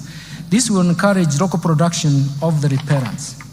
Mr. Speaker, tax expenditure was estimated at 393.6 billion, or about 2.9% of GDP for the year 2022. Of this amount, VAT tax expenditure amounted to 248.3 billion, or what is 63.1% of the total estimate of tax expenditure, which is a large erosion of the VAT tax base. Mr. Speaker, tax expenditure creates avenues for revenue leakage and thus denying government the revenue to support key priorities that benefit majority of Kenyans, of the citizens in Kenya. Recognizing the importance of tax expenditure in the promotion of investment and addressing welfare challenges in the economy, and in line with the medium-term revenue strategy, I propose to rationalize the VAT tax expenditure as provided for in the VAT Act in form of exemptions and zero rating based on the following criteria. First, that goods currently exempt be subjected to VAT. Second, zero-rated finished goods and consumer goods and services be exempt from VAT. Third, zero rating be restricted to goods and taxable services meant for export. Based on the above, Mr. Speaker, criteria, Mr. Speaker, I have proposed several amendments to the first schedule of the VAT Act in order to move some goods and services from exempt to VAT status. In addition, I have also proposed amendments to the second schedule of the VAT Act so that we can move some of the goods and services from zero rating to either exempt status or VATable. This rationalization is expected to expand the VAT tax base and create fairness in taxation. Let me turn now to amendments in the Excise Duty Act. Mr. Speaker, the tax measures I have proposed under excise duty, I propose to change as follows. I propose to change the due date of payment of excise duty on alcoholic beverages from 24 hours within 5 working days. After removal from the stockroom, the 24 hours time frame has posed administrative challenges and cash flow, as well as cash flow challenges to the taxpayers. Mr. Speaker, to protect local assemblies and create fairness and equity in taxation, I propose an introduction of excise duty on imported fully built motorcycle at the rate of 10% of the customs value, in addition to specific tax duty rate of Kenya shillings 12,952.83 cents per unit, whichever is higher. Mr. Speaker, participation in betting, gaming, prize competition, lotteries continues to affect socio-economic fabric of our society, given their addictive nature. Mr. Speaker, last year we raised the excise duty on these activities from 7.5% to 12.5% to discourage participation. Despite this increase, participation rate in these activities by Kenyan citizens, especially school-going children and young adults, continues to persist. To further discourage this behavior, I propose to increase the excise duty tax rates to 20%. Mr. Speaker, in line with research findings commissioned by the National Treasury on the taxation of alcoholic beverages, I propose to review the excise duty structure on wines and beer from specific rates per litre to the rate of Kenya shillings 22 shillings and 50 cents per centiliter of pure alcohol. In other words, we want to start taxing alcohol beverages on the basis of alcohol content. Further, I propose to change excise duty rate on spirits from specific rates per litre to Kenya shillings 16 per centiliter of pure alcohol. This new structure of taxation based on alcoholic content does not distort the markets, and does not affect the investment decision, and it is expected to encourage responsible consumption behavior of these alcoholic beverages. Mr. Speaker, I also propose to review excise duty structure on cigarettes in line with research conducted and advice that has recommended harmonization of excise duty rates for cigarettes with and without filters at the rate of Kenya shillings 4,100 per mile. This will reduce the incentive for misdeclaration and illicit trade. Mr. Speaker, I propose to increase the excise duty rate from Kenya shillings 1,594.50 cents per kilogram to Kenya shillings 2,000 per kilogram on products containing nicotine or nicotine substitute to address their adverse effects on human health. This excludes those approved medicinal products.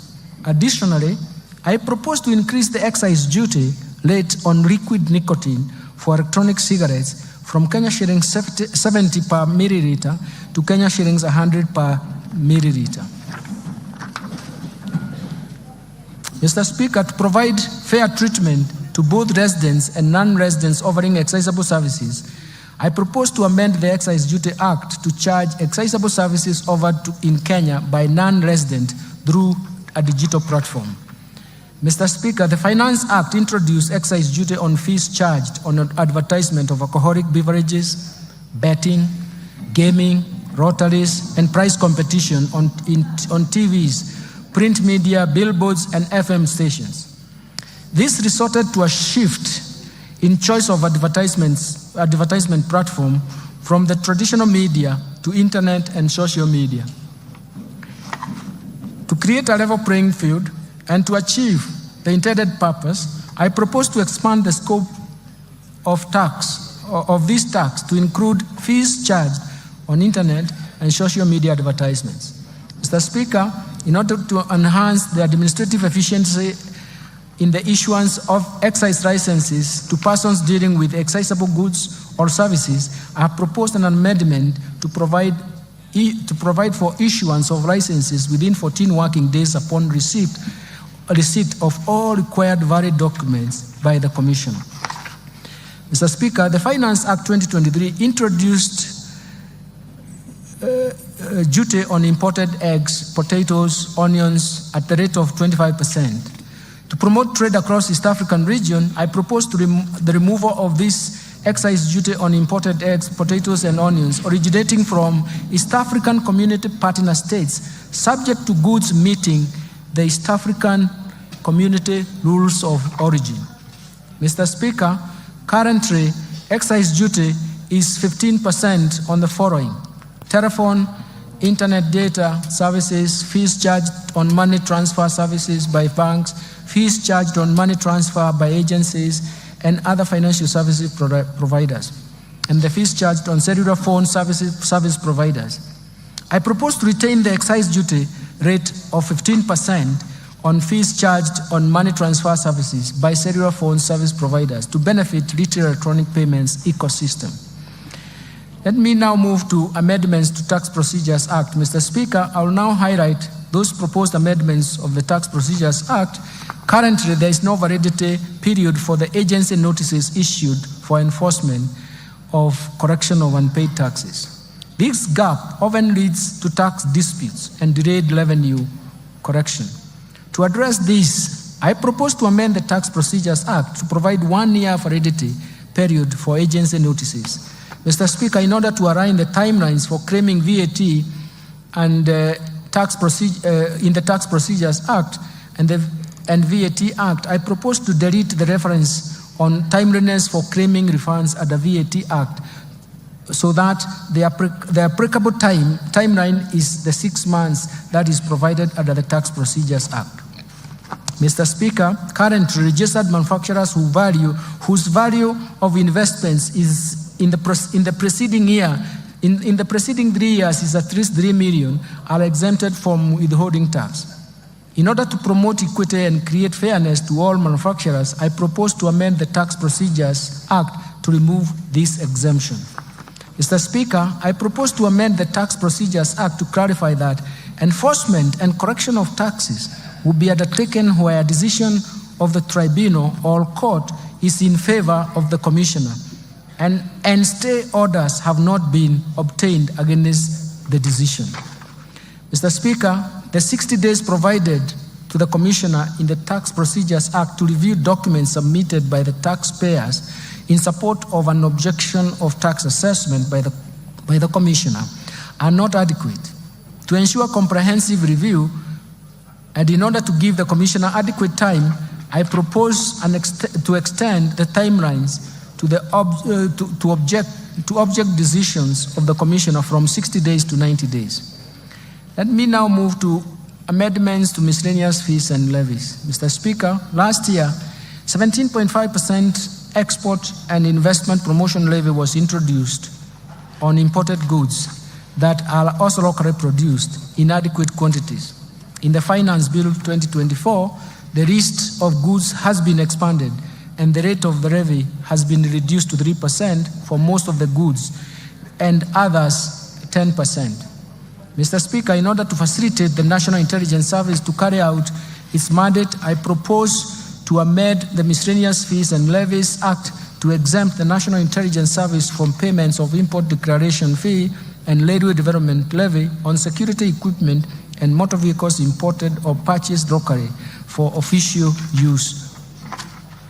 Mr. Speaker, the high production and importation of hazardous goods, particularly electrical and electronic devices, into the country has led to significant increases in electronic waste. We call it e-waste in Kenya. This surge in waste production poses a considerable risk to both the environment and human health. In this regard, I propose to introduce eco-levy on various products to be payable in line with the polluter pays principle. Mr. Speaker, the levy will be imposed under the Miscellaneous Fees and Levies Act. Then we turn to the amendments to the Kenya Revenue Authority Act. Mr. Speaker, to enhance public knowledge and literacy on tax matters, I propose to amend the Kenya Revenue Act to enable Kenya School of Revenue Administration collaborate with other institutions of higher learning, develop curricula, assess, examine students, and award certificates in tax matters. I have submitted this amendment in a separate bill. In conclusion, Mr. Speaker, the government, under the leadership of His Excellency, the President, Honorable Dr. William Samoei Ruto, has succeeded in steering the economy through a very difficult period of global and domestic challenges. Remarkably, the economy has recovered from the lagged effects of COVID-19 pandemic and unwinding from persistent and successive domestic and external shocks that created some permanent effects. Mr. Speaker, the policies and structural reforms outlined in this budget have laid a firm foundation to protect the fragile recovery for a sustained socio-economic transformation. Financing development is critical to this economic transformation. That is why raising adequate revenues is a core pillar to this economic transformation and growth. I'm confident that these measures will create jobs. They will strengthen economic recovery, and they will reduce the cost of living in the country, thereby providing the much-needed relief to the common mwananchi. I therefore urge honorable members and all Kenyans to support the implementation of the measures contained in this budget for our mutual prosperity. Finally, Mr. Speaker, achieving prosperous Kenya requires leadership and support of every Kenyan. For this reason, I wish to thank His Excellency the President, Dr. William Samoei Ruto, and His Excellency the Deputy President, Honorable Rigathi Gachagua, for their continued wise guidance and leadership and even perseverance to long hours of working to get things right. My special appreciation goes to Prime Cabinet Secretary, the Attorney General, my fellow Cabinet Secretaries, and the respective Principal Secretaries and accounting officers and staff of all MDAs for their support and contribution to the financial year 2024-2025 budget making process and contributions to these budget proposals. My sincere appreciation also goes first to you, Honorable Speaker of the National Assembly, and your counterpart in the Senate, the majority and minority leaders of the entire House leadership, including respective clerks, for overseeing the approval process of the budget estimates for the financial year 2024-2025 and related documents.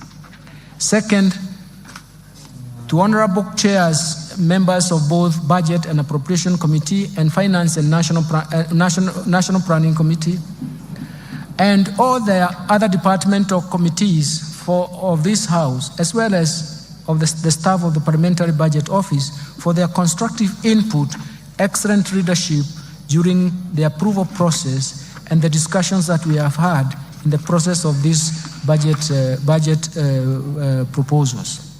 Third, let me thank my colleagues, the National Treasury and Economic Planning, led by Dr. Chris Kipto, the Principal Secretary and the National Treasury, and James Mohati, the Principal Secretary of State Department of Economic Planning, for their commitment, dedication, and support in the preparation of this budget process, including their own leadership in their own Mdas.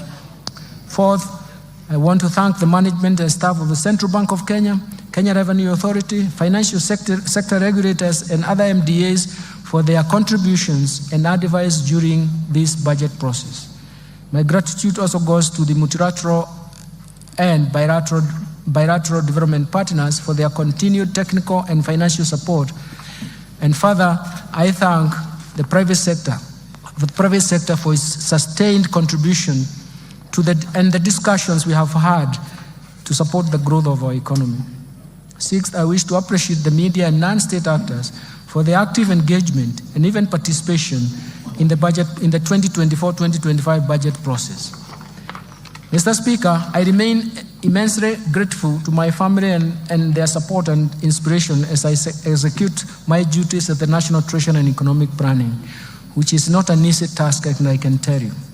Lastly, Mr. Speaker, my utmost gratitude goes to all Kenyans for their contributions, proposals, and suggestions received during the finalization of the budget proposals. The outcome of these measures are to our own benefits and a reward to perseverance on the difficulties that we have gone through and to solve the difficulties ahead of us. Thank you, and may God bless you.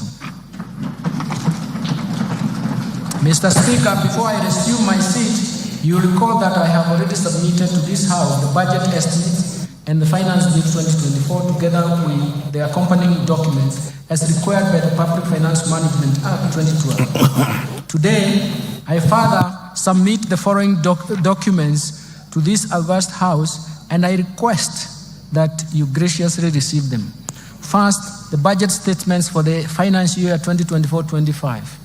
Second, the 2024 budget policy statement.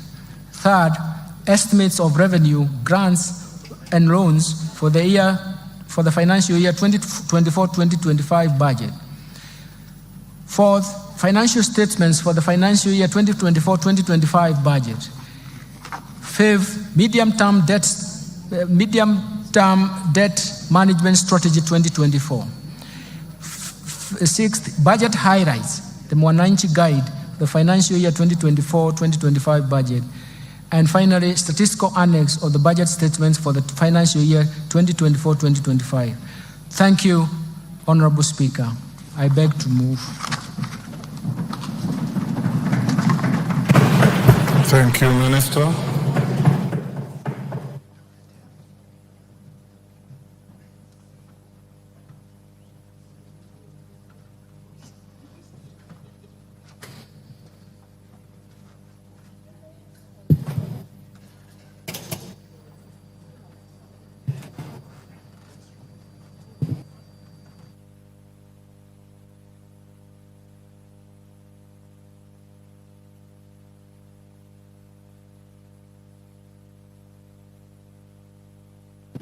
Minister, I'm waiting for the handing over of the documents.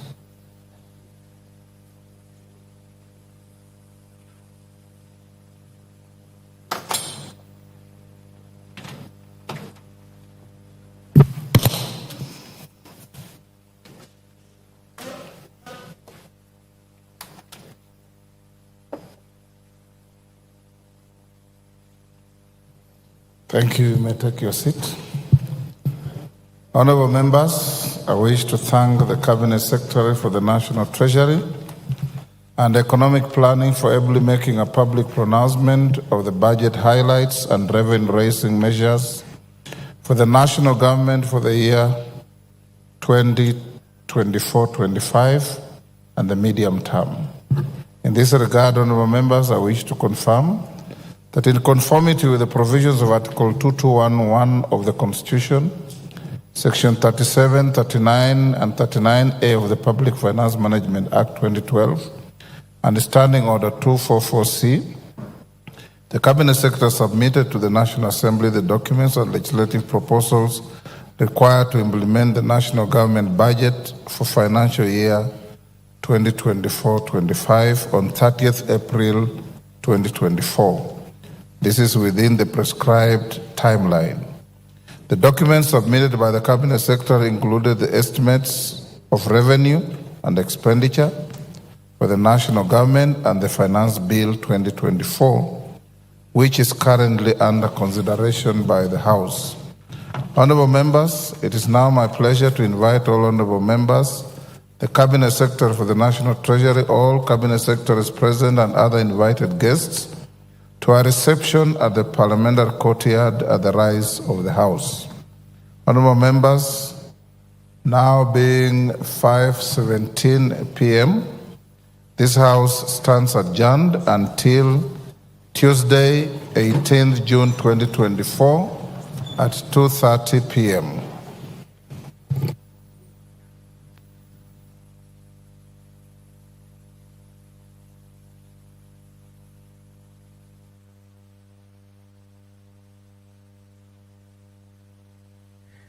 The Treasury Cabinet Secretary, Professor Njuguna Ndung'u, has delivered his much-awaited speech. And the CS has focused his speech on four main points: the economic performance, fiscal policy direction, revenue measures, and expenditure plans, where the Cabinet Secretary has outlined how the government intends to allocate its resources across different sectors such as education, health, infrastructure, and security, among other sectors. This is a broadcast that was brought to you by the Parliamentary Broadcasting Unit in conjunction with the Kenya Broadcasting Corporation. My name is Edward Kabasa.